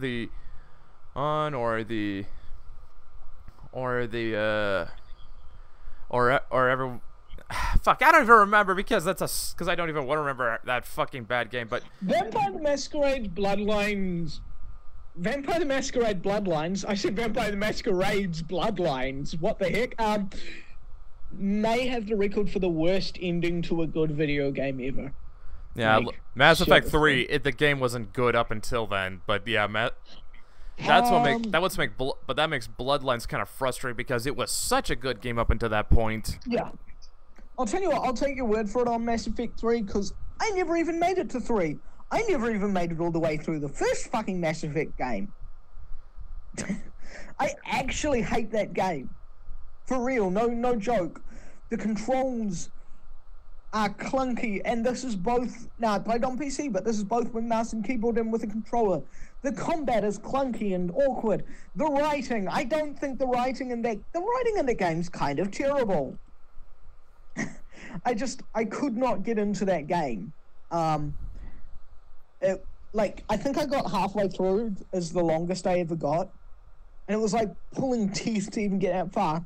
I had several tries where I tried to play that game, and I couldn't get more than like a couple of hours in. I hate that game. Yeah. And yeah, it's like, hey, BioWare, what the fuck? Because BioWare have made games where once I've started playing, it's been almost impossible to stop. You know, the Baldur's Gate games, and Dragon Age, and well, the first one, Giant at least. Empire. And What? the first Dragon Age and KOTOR. KOTOR somewhat. KOTOR far less so than KOTOR 2. I actually played KOTOR 2 first. And so the writing in KOTOR is kind of disappointing in comparison, and the writing in KOTOR 2 is a good chunk of what I love about that game. But KOTOR is a great game that is pretty hard to put down, like, again, but not quite to the extent of the first Dragon Age or of the Baldur's Gate games or of Jade Empire, right? Mm-hmm. But Mass Effect, I haven't played any of the games past Mass Effect. I have Mass Effect 2 and 3, because I bought all 3 cheap. And I'm never going to play 2 or 3, because I'm never going to finish Mass Effect 1. I've tried to get into that game like half a dozen times, and I think if you try to get into something that many times and just can't, fuck it, I'm bailing. Why do you even You know still what I have mean? them then? Hmm? Why do you even still have them? I bought them on Steam. Oh. You can't get rid of games on Steam. Well, now you can, but you have to have bought them recently. I bought them years ago. Oh, so now you're stuck with them. Yeah. Sam learned a lesson. Yeah. But yeah, where was I going? Yeah, Bloodlines is ending. I mean, like, no matter what you do, the sarcophagus explodes. It's not just the sarcophagus exploding, it's the whole plot of the sarcophagus and all that that's really dumb to me. Well, I mean, like, when you're at least introduced to it initially, the idea that I might be holding an antediluvian in it, that's kind of cool. You're right, that is, but what it turns out to be is shit. You know what I mean? Turns out to be a trap laid by Jack. Yeah, it's like fucking oath, man. Are you motherfuckers real? Do you really think we're this stupid? That's my reaction to the ending. It's like, do you guys really think we're this stupid? Because the way the game's been written up to now suggests no, you don't think we're stupid. But this suggests you do, motherfuckers. What the fucking H? What Okay. the fucking fuck? Now you gotta. I want to hear you make the case. Why does it suggest that we're stupid? It's just a really dumb ending. I just think everything about the ending is really dumb. The sneaking in to get and then blowing it out and just like, I think it's just such a dumb thing, man. I just think it feels like it's out of a totally different and much stupider game to me. Yeah, I think it might have been a case where Troika was like, "Oh man, like, guys, how are we supposed to end this?" Like they probably wrote themselves into a corner. They probably did, but I'm not going to cut them any slack on it. That is a great game with a fucking ending that is so painfully stupid. It makes you wonder, like, how did Jack ever get the explosives into the sarcophagus? Yes! That too! Especially That is considering that something- it requires a specific key to open. Yes, and the whole mission of you've got to get in there and all this is just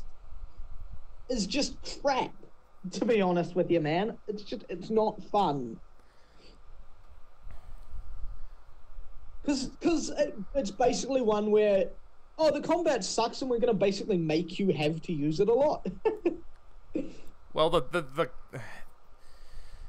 the hand-to-hand stuff, like with all the knives and shit, that stuff works. The gunplay is what sucks. The hand-to-hand stuff is still clunky enough to be annoying, though. I don't know. I kind of figured it out. I mean, like, I got. No, you figure it out, but it's still not fun. It's still clunky enough to be kind of a pain in the ass. Yeah. Is my view. Yeah, I mean, like, well, using your disciplines, that sort of helps offset it a lot. That's where the fun part is. That's where the fun shit is. I mean, I'm one of those people who, if an RPG doesn't have great combat, so with a great RPG, with a great story and everything, and great role-playing elements and all that sort of stuff, generally I'm kind of, even if the combat's great, I'm kind of like, let's get to the next thing that lets me role-play, or that lets me see what's going to happen next in the story, right? Yeah. If the gameplay isn't amazing, then I'm just like, oh, then that whole bit becomes kind of a slog for me, you know? Yeah. Although I think I think this sort of might have been down to the fact that World of Darkness has never really placed a lot of emphasis on combat. It could well be that. You gotta remember, White Wolf games use the storyteller system. That's not about, it's not about hack and slash, it's about the twists and turns that your party creates. Like, it's all like there's some. Although I do think that game, again, writing a good ending would have improved it so much. But another thing, I think just reducing the amount of combat in it would have improved that game as well. Yeah. In other words, make it more like a visual novel. No, because you're still exploring and walking around and all that shit. Yeah. But wait, can you explore in a visual novel? It depends on the visual novel, bro. But like, visual novels are still, you've got a screen with text and then you've got options for what to do, right? You're not actively walking around. You can pick to go to this area, that area, or the other, but you're not, you know. You're not actually doing it. Yeah. I like visual novels. Like, good visual novels are good. Are they? Tell me, are they of the H variety? A few are, but they're not, because they're.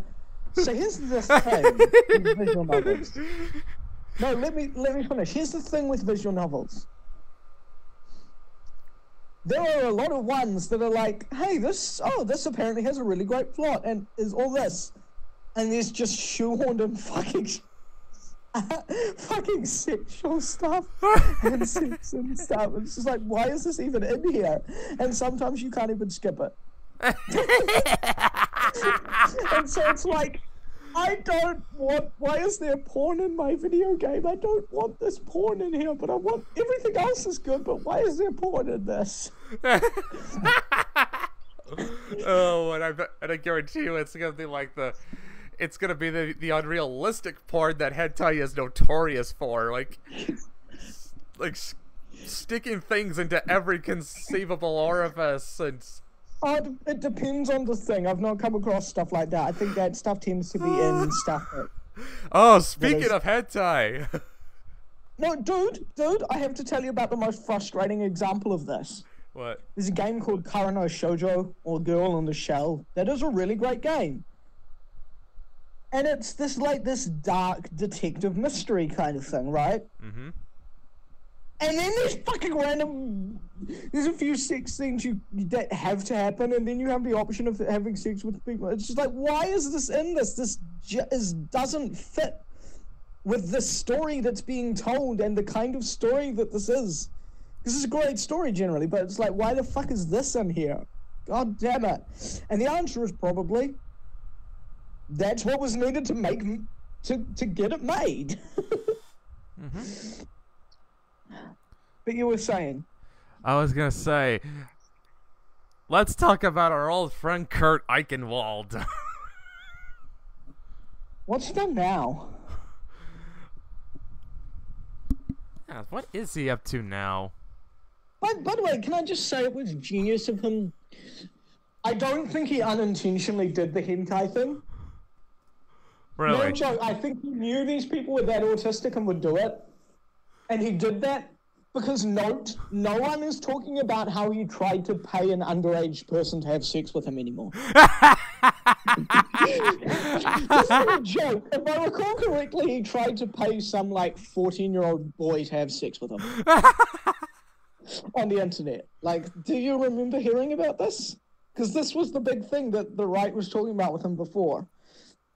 and then the hentai thing happened, and now no one's talking about it. Yeah. I think he might have done it on purpose. Although that said, you know, he blocked me for just tweeting at his explanation, going, dude, I found tentacle hentai when I wasn't even looking for it. There's no way in hell you couldn't find it when you were looking for Internet it. Historian did an excellent video on all this shit.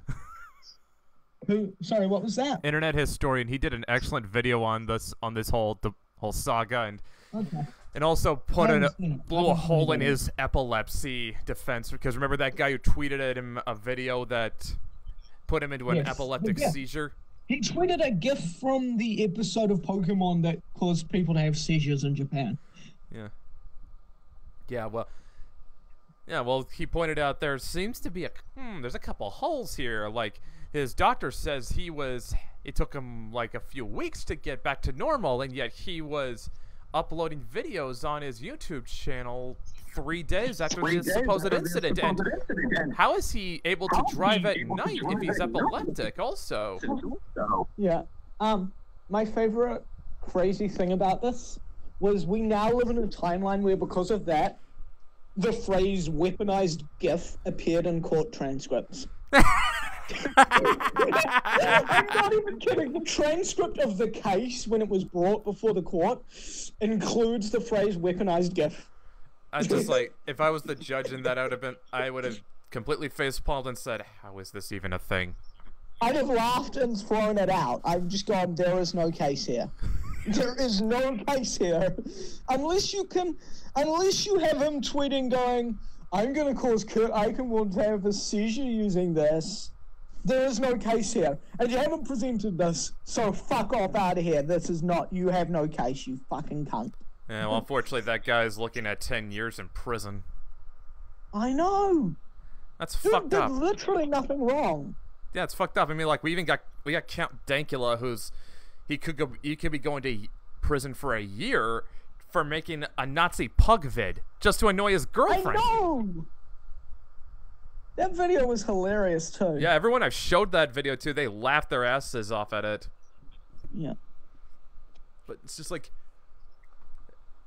I mean, like, fuck is Count Dankula getting the short end? Like, he does not fucking deserve it. He's not even like, his political views aren't even edgy or anything, you know? Like, he's made a video saying, like, I don't think I'm particularly smart. The way I see it, left and right are just make their cases, and I'm the comedian who comes in the middle, makes a joke, and then goes off for a smoke. Yeah, he's not even like a political commentator so much as he is a comedian. Yeah. Who does political material. Yeah, that's what... Did you see his video about the fucking YouTube pedos? Oh man, I have to. It's called something like YouTube pedos take a seat or something like that. Yeah. And it's these people, him talking about people on YouTube who are like, pedophiles aren't evil, and it should be legal to have consensual sex with children. It's like, just saying that, even just saying that this is what they're saying, like, I makes me want to kill myself. Because I have said this. I don't mean it. I'm not saying that I believe this, but I'm saying they said this. It's just like, no one should ever say that. Yeah. Yeah, it was just... Moving on from fucking pedophilia apologists. Well, you could hear that I wasn't sure whether... You could hear that I couldn't decide whether to say apologists or apologism until right at the end, eh? Yeah. It was like apologists. Oh, speaking of pedophiles, how depressing is it that pedophiles. Yep. Just speaking of pedophiles, how depressing is it that it took the press finding out that Ed Murray molested his 13-year-old son to get him to resign in disgrace as mayor of Seattle? Oh, he finally resigned. He's going to resign. He is not seeking re-election. Once his term is up, he is done. He's not. Well, but what should be happening is a bunch of vigilantes should be breaking into the fucking mayor's office and lynching him. You mean, yeah. Unfortunately, we're talking about Seattle. Well, this is the same. Half of Seattle probably sees nothing wrong with what he did. No, well, it's more like they can't. No, I think they do. It's just more like now they can't defend him anymore. They just know it. It's like Seattle is pathological in how progressive it tries to be, but they are not so far gone that they're willing to defend pedophilia, at least not yet. Oh, so they're not like San Francisco then? No, they are not. They are not that far gone yet. I mean, like, oh sure, put in a $15 minimum wage that does nothing to help lower or skilled workers.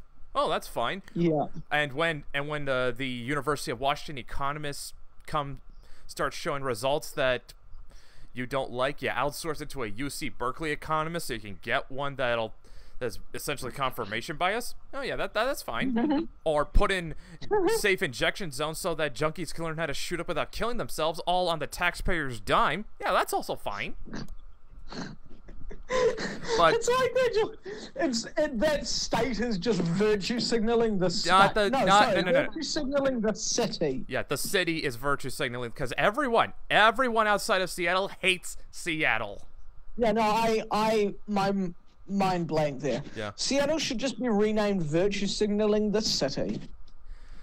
Yeah, well, unfortunately, I think Portland and San Francisco are trying to claim it too. Yeah, but Seattle is kind of like the archetypical one. Yeah, it's the first one people think of. I guess you could say that. Even if Portland and San Fran are more so. Yeah. I have to wonder how Stacey fucking survives in Portland. Yeah, but given all that virtue signaling, she seems to really hate that place. I don't blame her. Yeah. Although every sane person seems to hate Portland. Yeah. Yeah. Like, there are some somewhat sane people who will defend Seattle and San Francisco, and they'll go like, well, at least the food's great here, and there's this, that, and the other that's great. Yeah, hey, at least Seattle's got a killer tech scene. Yeah. But, like, the fucking culture is shitty. No one has anything good to say about Portland. Yeah, I mean, like, Portland, about the only time Portland was ever relevant was back during the territory days of wrestling. But because Vince McMahon went and bought all the territories, they don't have that anymore. Now all they have is the pause. Yeah. But yeah, I mean, like, I feel like Portland must have very high rates of STDs. You are not off if what Stacey and Kurt have told me is true. Yeah, I was going off of some of the stuff Stacey's alluded to, yeah. Yeah, like, it's a lot of prostitution, a lot of strip clubs. Like, when I was driving to Stacey and Nigel's place when I was down in Portland, like, I was just taken aback by how many strip clubs we were passing. How many did you go into? Well, it was the end of the show, so we didn't have time to go into any of them. Good. Don't go into strip clubs. Yeah, I've never been. Yeah, me neither, but point is, like, I had never seen so many strip clubs in my life. Right. My point by saying I've never been into one is just like, so, like, because it sounded like I knew that strip clubs shut. Like, I don't know, I've never been in one. Just don't go to one. It seems like a bad idea. I think it sort of depends on which one you go to. I mean, like, you can probably find the classy strip clubs, which I know sounds like a bit of an oxymoron. I think even going into one of those is a bad idea. Yeah. I've never been to one. I never would. New Zealand isn't filled with strip clubs, interestingly enough. Yeah, well, there's very few. Yeah, well, like I said, New Zealand doesn't have this. New Zealand's got its own issues. Oh, yeah. Meth. Meth is easier to get than marijuana at the moment, apparently, in New Zealand. Jesus. Yeah. Part of that is because of a marijuana shortage, apparently. Apparently they're having trouble growing pot at the moment. Wow. The fucking pot dealers. They're having trouble growing pot. apparently, or there's a shortage or something like that's happening apparently, or was happening. But I don't know if it still is. God damn. That just sounds hilarious to me. It is, but fuck marijuana. Yeah, I know. Which is something that Washington also got because I guarantee you because of Seattle. Yeah. All right, it's fucking legal in your state, isn't it? Yup. Ugh. I bet you every other person who walks into the Walmart you work at is stoned. Yeah, probably. Anyone who walks in there and just buys a lot of snacks, you must just look. You must just have this just judging look on your face when you see them, like silently judging them. Yeah. Walking up to the snack aisle and grabbing a bunch. Because that's funny thing is like, there are two types of people who buy a lot of snacks. There's people who are stoned out of their minds, and there's people who are like having friends around for drinks and shit, right? And you can always tell which is which based on quantities and based on what they get and based on how they're acting. Oh wait, you've also got to include the people who are just pigs. Well, yeah, but those are just the fat losers, the fat disgusting messes. You know. Which is a whole lot of people that go through Walmart also. No, it probably is actually. You're right. And actually, the people who are buying snacks for drinks probably buy them go somewhere better because they have some self-respect. Yeah, I mean, like, if you wanted to buy... Let me put it this way. If you wanted to buy a shit ton of snacks, you would just go to Costco. That's a place where you can buy... That's a place where you can buy stuff in bulk. Ah, yeah, that would make sense. Yeah, if you want to plan a party, you get all your stuff at Costco. I see. So it's the stoners. The stoners go to the Walmart then, and the fat, disgusting pigs. Yeah. To buy snacks. Yep. Because the stoners ain't thinking we'll go to the bulk place and save money. Because they ain't got the brains for that. Nope. Their brains are complete mush. Yep. Man, I hate stoners. Yeah. I hate that stoners basically run my state. If I lived in a place that was run by stoners, I think I would just kill myself. Believe me, if it wasn't for the gorgeous scenery and weather when it's not raining, of course, I would not want to live in 80% of the time. Yeah. Well, yeah, pretty much. Yeah, if it was not for the gorgeous weather and scenery, I would not want to live in Washington. Understandable. Yeah. You should move, bro. Move to Texas right now and die in the fucking hurricane. Well, I got some family out in Amarillo. Oh, hopefully they're all right. Amarillo's in the Panhandle. They're fine. Oh, okay. Yeah. I didn't know that. Yeah. Yeah, I'm certain. Yeah, I'm certain they're fine. Yeah, because it's. Right. The couple of people I know in Texas I have all heard from in the last 24 hours, and they seem all right. They seem like they're in parts that aren't affected. Mm-hmm. For now, at least. Yeah. Although I'm not sure. Although I could probably also try Arizona or New Mexico. Nah, probably New Mexico. My aunt and uncle live out in Albuquerque. Brah. Nah, just go to fucking Montana. Live in the mountains. Be a hermit in the mountains. We got mountains out in Washington and forests. Way easier to be a hermit out here. Yeah, but you still got to deal with... You're still living in Washington, though. That defeats the purpose. The whole point is you moving from Washington. Yeah, true. Go to Montana and just be a fucking... Spend all your time praying in the mountains. And freezing to death. Yeah, no, that's one reason why I'm not going to Montana. Fuck winter. I filled up. 12 years of Michigan winters. I filled the fucking tank on snow, man. Is Michigan cold? It is cold in the winter.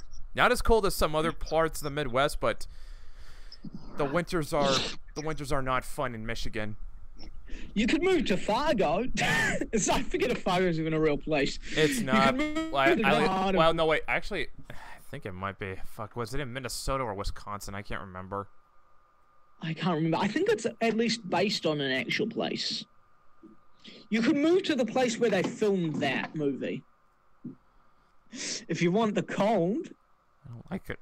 And to be driven insane by those weird-ass accents. Actually, yeah. Fargo is a real place in Wisconsin. Thought so. It's an unincorporated community located in the town of Franklin. Yeah. Okay, so that sounds about right. Yeah, it's kind of like it's sort of like how Parkland is sort of a part of Tacoma, but it's technically its own separate community. Okay. Unincorporated. That means they don't like have proper cops and shit there, doesn't it? It means they've just got like a sheriff and his buddies or something. Yeah, it means that means they have to rely on the sheriff's office for law enforcement. Yeah, that seems a bit. Well, I suppose those places don't tend to have much crime, so that's all right. Yeah, I mean, like, if it's Wisconsin and it's.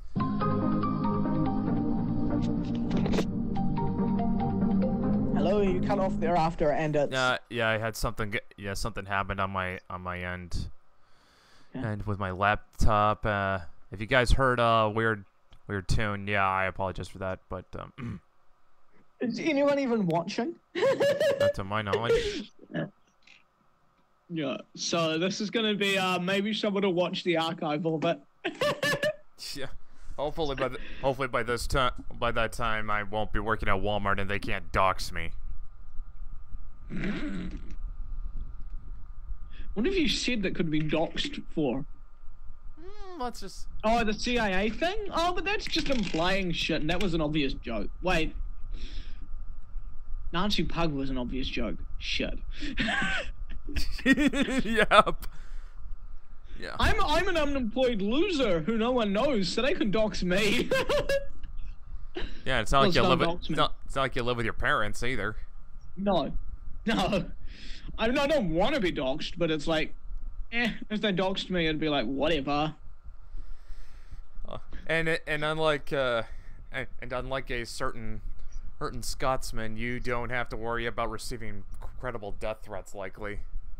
Yeah. I'm a nobody, so no one's gonna dox me, and even if they did, I'm a nobody in real life too. So no one would know or care.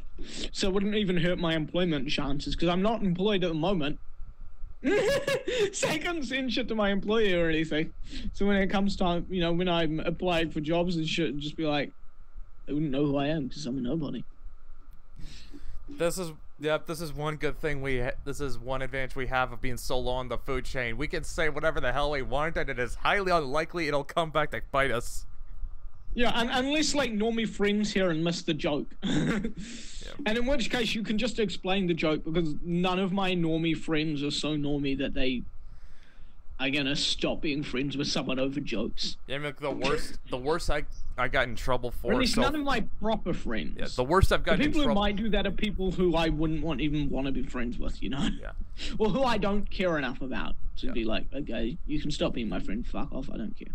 Yeah. But yeah, the worst I've gotten in trouble so far was this one time I put on Facebook where I said, I want a sandwich, but I don't have a girlfriend to make me one.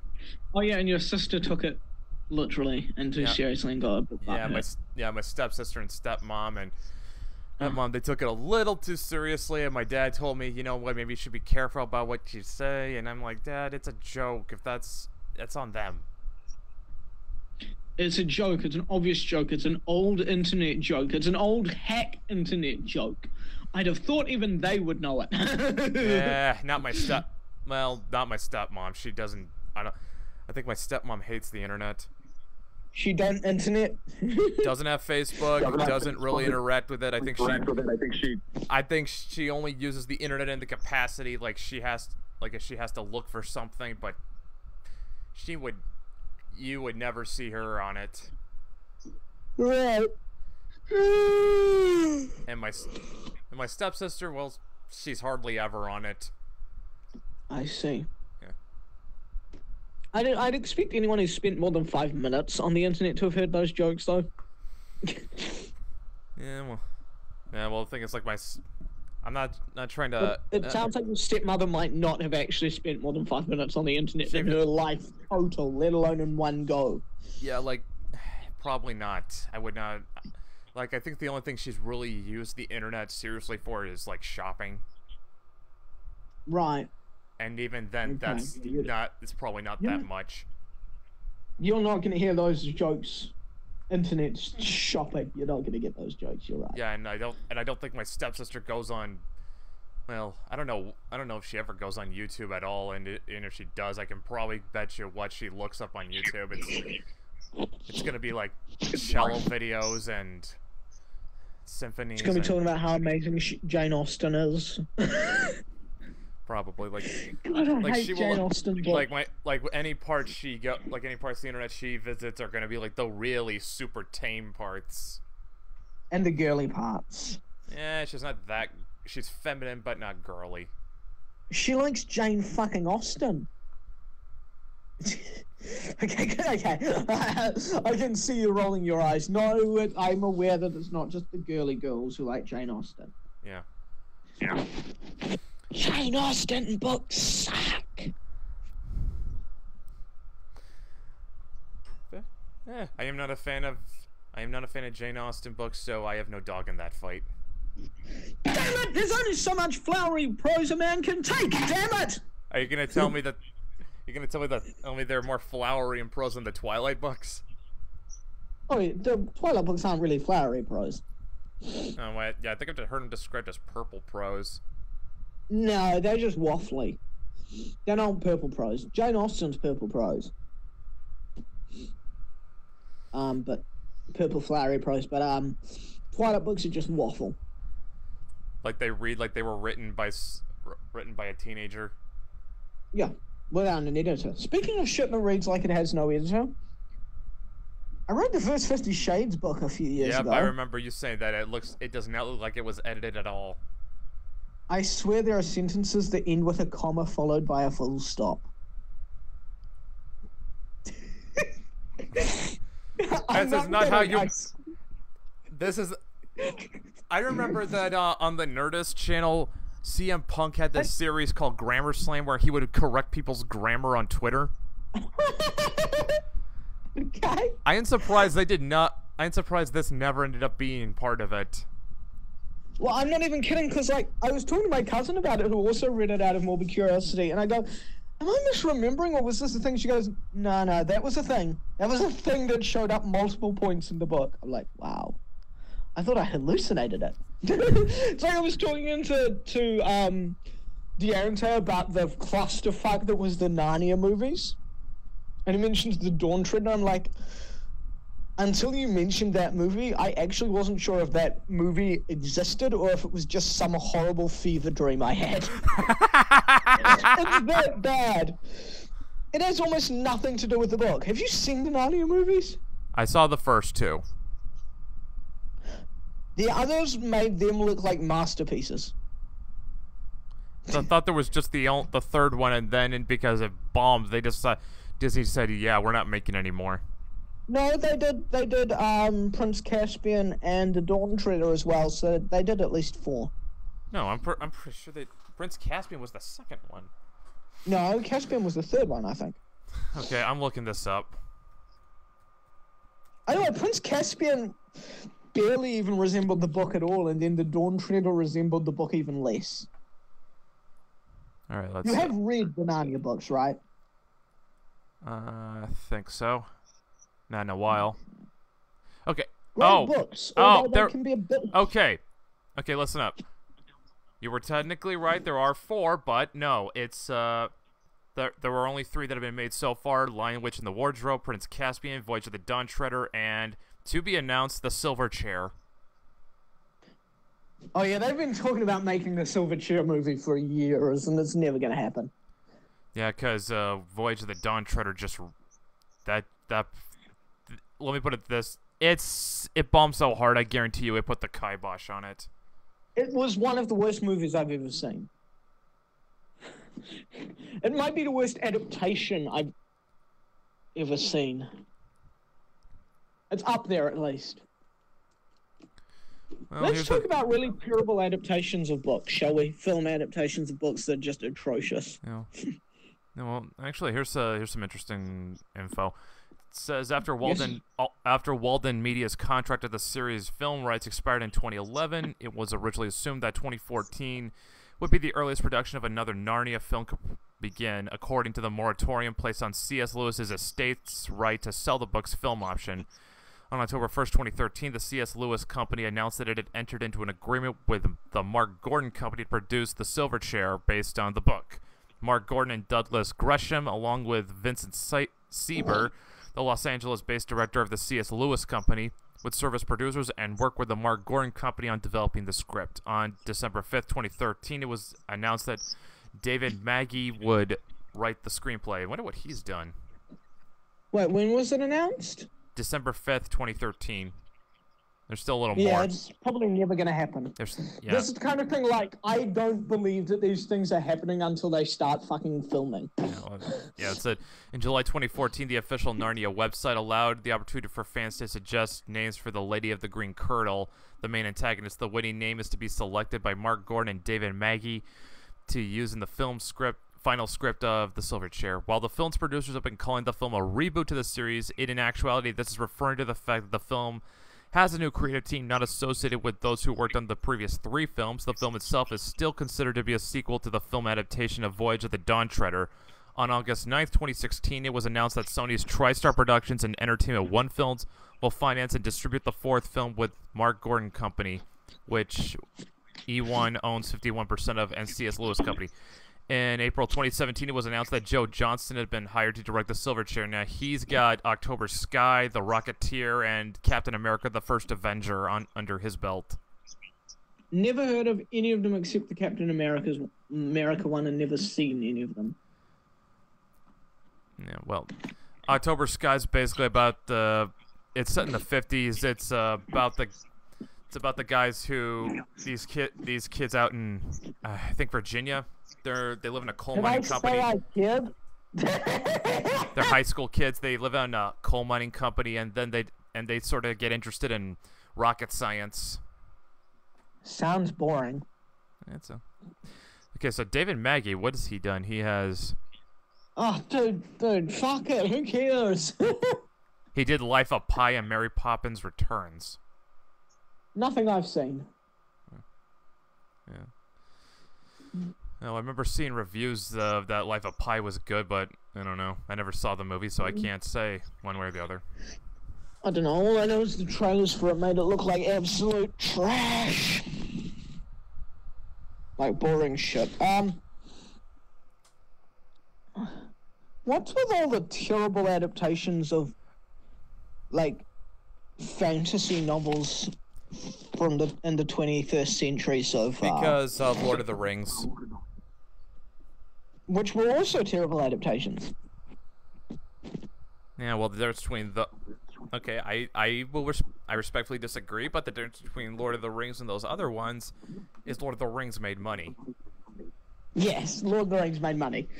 Even the Hobbits movies made money, and those were irredeemably awful on every fucking level. Yeah. And also, I mean, like, even you will cop to this, at least the Lord of the Rings movies were well made and well casted. Mostly, yes. The production was pretty competent. The casting was mostly all right, although not... I don't think all of them were cast right. You know, there are still castings I would never have fucking cast Orlando fucking Bloom in those movies. Fair. Yeah. Okay, fair enough. But yeah, I mean, like, yeah, ever since people saw all the money that Lord of the Rings made, and also kind of same as Harry Potter. Yeah, which those movies suck as well. Here's a good thing about the Hobbit movies being so irredeemably awful that no one liked them. At least it means that we're not ever going to get a Silmarillion movie. I don't think that's even possible. You just know, bro, you just know Peter Jackson somewhere had an outline for like a 10-movie adaptation of the Silmarillion. Would be kind of fun to see that, but would be fun to see that, battle with, fuck, what was his name? And Killigath, Oh yeah, that'd be interesting. Yeah, I mean, dude, it's a guy in a flying sailing ship fighting a dragon that's larger than a mountain. You know, and Caligon, that was his name. You know, one of Blind Guardian's albums is a concept album based on the Silmarillion. Okay, that sounds awesome. Nightfall in Middle Earth. It's a fucking great album. That's the one that Mirror Mirror comes off from, if you've heard that one. It's a pretty good album. I have to check that out.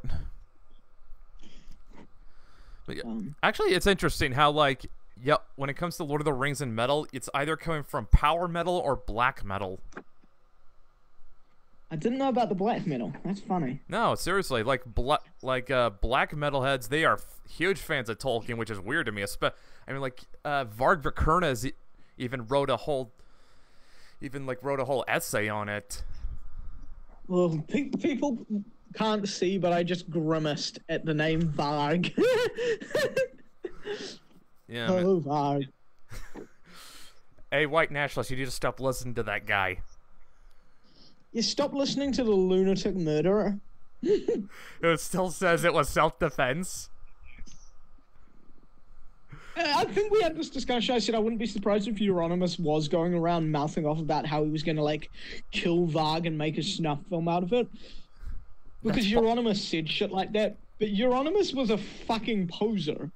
He never followed through with any of the shit he said. He did a lot of it for shock value, yeah. Yeah. Dude, like, he was always like, I'm gonna burn these churches down, and then he never burnt a single church down or anything. That was people like Varg who burnt the churches down. Yeah, fuck Varg. And I'm not just taking issue with it because I'm a Christian, but the churches he did burn down, some of them were centuries old. Like, they'd been around for centuries in Norway. They were some of the oldest churches in Norway. They were like national treasures. Yeah. Not to mention, he's a murdering lunatic. Literally, if you watch his videos, the dude is clearly insane. If you read anything he's ever written or said, he's insane. His fucking views are nuts. And I'm not saying he's nuts because he's a white nationalist. No, his interpretation of shit is genuinely insane and nothing like reality. It also... So if anyone wants to say his music's good, Burzum's music is basically Bathory plagiarism. Never heard of Bathory, never listened to Burzum, so I can't comment. Yeah, well, just take my word for it. Burzum's music is Bathory plagiarism. I will. Also Varg is he's so nuts and paranoid and like, what the fuck, Varg? He also wrote some songs for Dark Throne's album Transylvania Hunger. One of them is called In the Hall with Meat and Need. And it's on an album called, I want to stress this point, Transylvanian Hunger.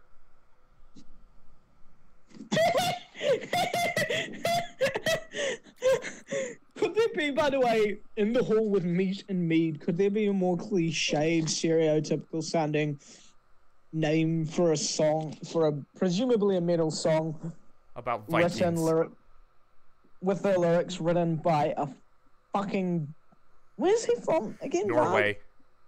Norway, for a fucking Norse guy. Come on, dude. Like, there was Razor Fist had a good reign for this. Listen, Varg, I get you. Actually, I'll just pull it up myself because it's funnier to hear him say it. There's a bit of a problem with that. Anytime you play any audio, it's so quiet I can barely hear it. Even if I pull out the earbuds.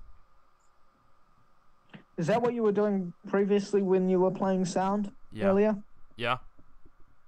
Could still barely hear it. Okay, then I'll just say it I'll just say it myself. Okay, listen, Varg. Yes. I get you wish you were born at a different time so that you can be the shrimpiest, most pretentious hipster Viking in the world. But a song about greasing up poles with Harry Norseman on an album named of all things Transylvanian Hunger makes about as much sense to me as Jews for Jesus. Also, write your lyrics in English, you battery plagiarizing boob you.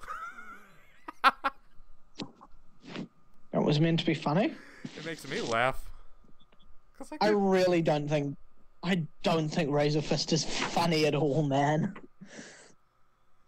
I think he's just a try-hard douche. I know. Yeah, I know, but I'm just saying, like, I just love that rant, just saying, Varg, what? I wish you were born in a different time period so you could be the shrimpiest. Yes, I heard it the first time. It's no funnier the second time to me. It makes me laugh. I know, that's why I said to me, you fucking fag. Learn to fucking comprehend what people are saying, you retard. I do. I said for me, and you said, oh, it made me laugh. I wasn't talking about you. I was talking about whether it made me laugh, you fucking faggy cunt. If someone just came in right in that part, they would so think we hated each other and we're having a fight. Oh, yeah. But no, I'm just bouncing. But I'm a cunt in my bouncing. Yep. But yeah, just... Why do white nationalists give Varg any authority? Just why? Oh, wait, I know. It's because he said that Christianity made white people weak. Dude, I was about to say because the macaque on a stick retardation. Also, which is basically the same thing I said, but different wording. Yeah. Fuck the old pagans frustrate me. Who was that dude you had the screenshot of and he's going, not liking gays comes from Judaism, so you gotta be pro-gay. I think that was from Common Phil's Twitter. No, I mean, who was it who was saying that? Oh, man, because it was a screenshot of someone. I can't remember off the top of my head. I'll have to go digging through Messenger. Because it's just like, oh, the fallacy's there because, you know, it's not like a bunch of pre-Abrahamic societies were anti-gay or anything. Oh, wait. It's like, come on, guys. That's just retarded. Yeah, it is retarded. Alright, let's just see. Also, just because a predecessor to a religion says something doesn't mean that's where the religion takes it from. You know what I mean? I think you're gonna have to spell that out a little bit more. But just because Judaism says homosexuality is bad does not mean that's where Christianity took the idea that homosexuality is bad from. Yeah.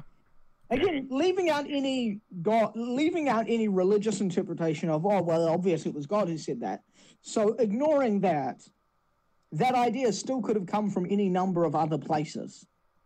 I suppose, but I don't know. It just seems like, I don't know. This doesn't seem like something that could have come out of a non-Abrahamic religion. Well, because... No, I never said it came out of a non-Abrahamic religion. Oh. I'm just saying it didn't necessarily come from Judaism.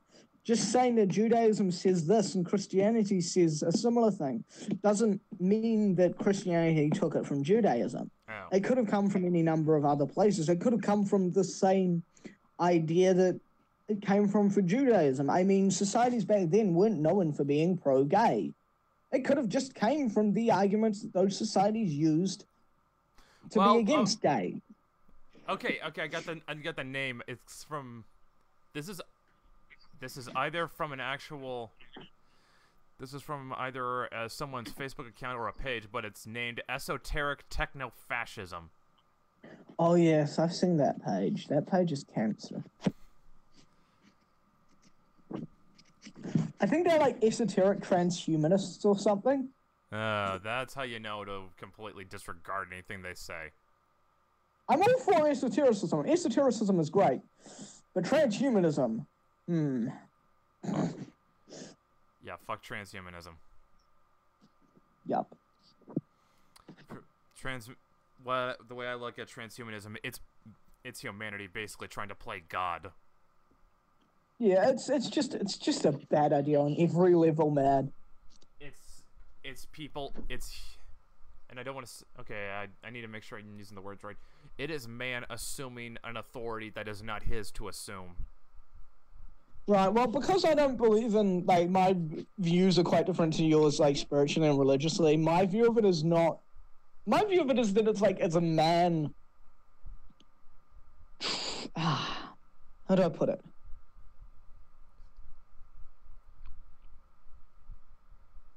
Fuck, it's man trying to reject, like, the essence of himself. Rejecting what he is and trying to become... You know what I mean? And that is bad, I think, you know. Like, we're human, so it's trying to reject that. Is kind of what I see that as, and that's why I see that as a bad thing. Yeah, man, yeah, those are... And I would say... Also, I'm kind of a bit of a Luddite, so, you know. Yeah, I mean, like... Yeah, I mean, we're both sort of... we're both more or less of one mind on this, though, for different reasons. Hey, guess what? A libertarian and a fascist can get along. Neither of us are libertarians. I said a libertarian. And neither of us are fascists. Really? Oh, I'm... Awkward. You're a fucking conservative, not a libertarian. Well, and I'm not a fascist. Conservative with some libertarian leanings. You're a fucking constitutionalist. Yeah. I don't know why I did the fucking Jewish surname voice for that, because there's nothing Jewish about the Constitution. Yeah, if I remember correctly, to my knowledge, none of the founding fathers were Jews. No. Although there is a thing that I see on some of the more retarded circles of the alt-right saying that, like, the American Revolution was all, like, funded by Jews, and Jews were all the real people behind the ideology. Well, those fraternal circles also say Christianity is a 1,000-year-long Jewish conspiracy. Yes. Because the funny thing about that is the ideology of the American Revolution, implying there was a consistent ideology, implying the founders didn't strongly disagree, implying you didn't have people as disparate as Thomas Jefferson, who was basically a radical leftist who, like, to the point where he'd bring in people fighting the French Revolution and train them in America, as disparate as him, and fucking Madison, who wanted, you know, basically... Oh, what was it that Madison wanted? Fuck. I forget exactly what he wanted, but he wanted, like, almost like a monarchy kind of thing. And then Hamilton, who flat out wanted a monarchy, and, you know, all these people... I think you mean Madison wanted a constitutional monarchy. Yeah. All these people had such vastly different views. There was no one ideology behind it except fuck the king. Yeah. Yeah, that was... Oh, of course, that was the one Thomas thing that was about the only thing they agreed on was, yeah, fuck King George. And then, of course, there was Thomas Paine, who, holy shit, the radical leftist egalitarianism from that dude. Jesus Christ. Which is weird, because nowadays it's the right-wing libertarians that love Thomas Paine. Yeah, which is funny, because you read him and you go, oh my god, there's so much leftism and egalitarianism in it. Like, it's fucking just so much bullshit in Paine. Paine had some great writing and some great insights. Dude knew prose, but holy shit in there, man. Actually, take that back. The libertarians love John Locke. Do they? No libertarians these days talk about Locke. Well, let me put it this way. If John Locke were alive today, he would have voted for Ron Paul. Well, yeah. Duh. But libertarians don't talk about Locke these days. They talk about Friedman and Hayek, and I actually like Hayek. And the non-aggression principle. Oh, fuck the nap. The non-aggression principle is so retarded. Yeah, it's basically the right's version of socialism. It's something that only sounds good, but it's Yes. it sounds like a good idea, but it's not possible to implement it. Indeed. Although socialism doesn't sound like a good idea once you know about economics and you go, wait, Yeah, the like put it this way, calculation problem. Yeah, once you get like put it this way, socialism only sounds good to the uneducated mind. Yes. Because just a non-aggression reminder. principle, on the other hand, sounds good to the educated mind. Yeah, just a reminder that in socialism, there's no way to calculate prices, and that fucks an economy. That's an important part of the economy. Yeah. Whereas I'm not even like a laissez-faire or, you know, a hardcore any of that stuff these days. I'm an economic nationalist. I'm just saying. It's a bad idea. Yeah, even just you need to. Yeah, I mean, like, yeah, that's why the law of supply and demand works. By the way, just to blow anyone's mind, National Socialism isn't socialism as you think of socialism. Hitler used socialism in a wholly different way, and like was anti-Marx and was pro-property. I'm not saying that. I'm just saying National Socialism is misunderstood. Okay. Well, yeah, I mean, People like, are gonna take for one, the Nazis they jailed communists and threw them in the camps. Yes. Hitler, National Socialism was based around a core of free enterprise. National Socialism was basically like a hyper economic nationalism. Was basically what National Socialism was economically. Mm-hmm. Just saying. Again, not saying whether National Socialism is a good or a bad thing economically, because I'm just talking economically here, not for anything else, okay? Yeah. We can't know whether it's a good or a bad, whether their economic ideas were good or bad, and do you know why? They weren't around long enough to Because see the if they were. society didn't stick around long enough for us to see how it would have worked out in the long term. Because there are all sorts of places where you see these economic miracles, and in the end, everything turns to shit because it was unsustainable. Well, you got Chile, which sort of came, I guess you could say, sort of came close, but the reason why Chile has managed to do so much better than the rest of South America is because it's isolated. It was because Pinochet came in after Allende. Well, not just that, but also Chile it's isolated. It's got that it's got those mountains that that act as a natural border. Yeah.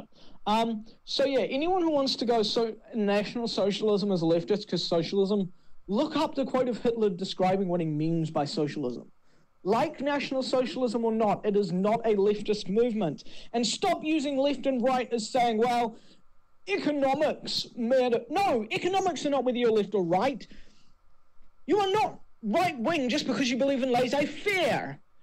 Left and right are defined by whether you believe that human equality is whether you believe that humans are equal or ought to be equal, or that humans are unequal and that it is a good thing and part of nature and ought to be embraced, and society ought to be hierarchical. Right? The latter is the right-wing position. The former is the left-wing position. The Nazis had the latter position. The fascists had the latter position. They were right-wing. Many modern libertarians have the former position that people are equal and ought to be made equal. That makes them leftists. Hello, you still there? No, yeah, I'm still here. Right, that is it. Oh, then the hierarchical thing is not, you don't necessarily have to believe in a hierarchical society to be right-wing, but that is sort of the far right. The sort of traditionalist right. Yeah, I mean, right and left has historically been. Yeah, I mean, like I believe in a hierarchy, but defined by the hierarchy I believe in is that you got God at the top equality. and everyone else is at the bottom. Right. So it's not really a hierarchical society in this sense. Well, but yes, this is what. No, I mean the society isn't because God is above the society. Yeah. God is outside of it. Yeah, that's basically. Yeah, but yeah, yes. I would admit that even I'll have to admit, for even though I'm the guy who prefers his government limited and on a short leash, it is a hierarchy is good because a hierarchy puts structure. Yes, and a hierarchy is also, if you have a hierarchical society, then you have it where people are working within their kind of, it's structured in a way around how people's limits and what people are capable of and how the different types of people work, and you know? Guys, just because your society has a hierarchy does not mean you can't move up in that. It's not a fucking caste system. It's not a caste system like India.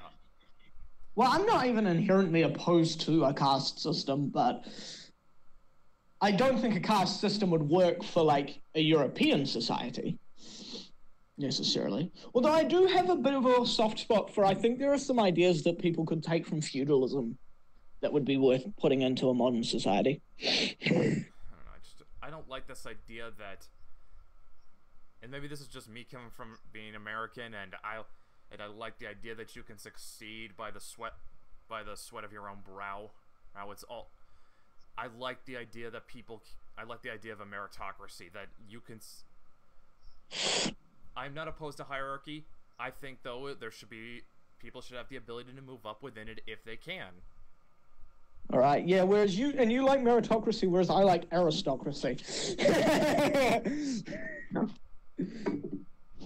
Man, that's a good way to trigger people is post on Facebook that you think getting rid of aristocracy was the biggest fuck up European society's made. That triggered so many people when I did that.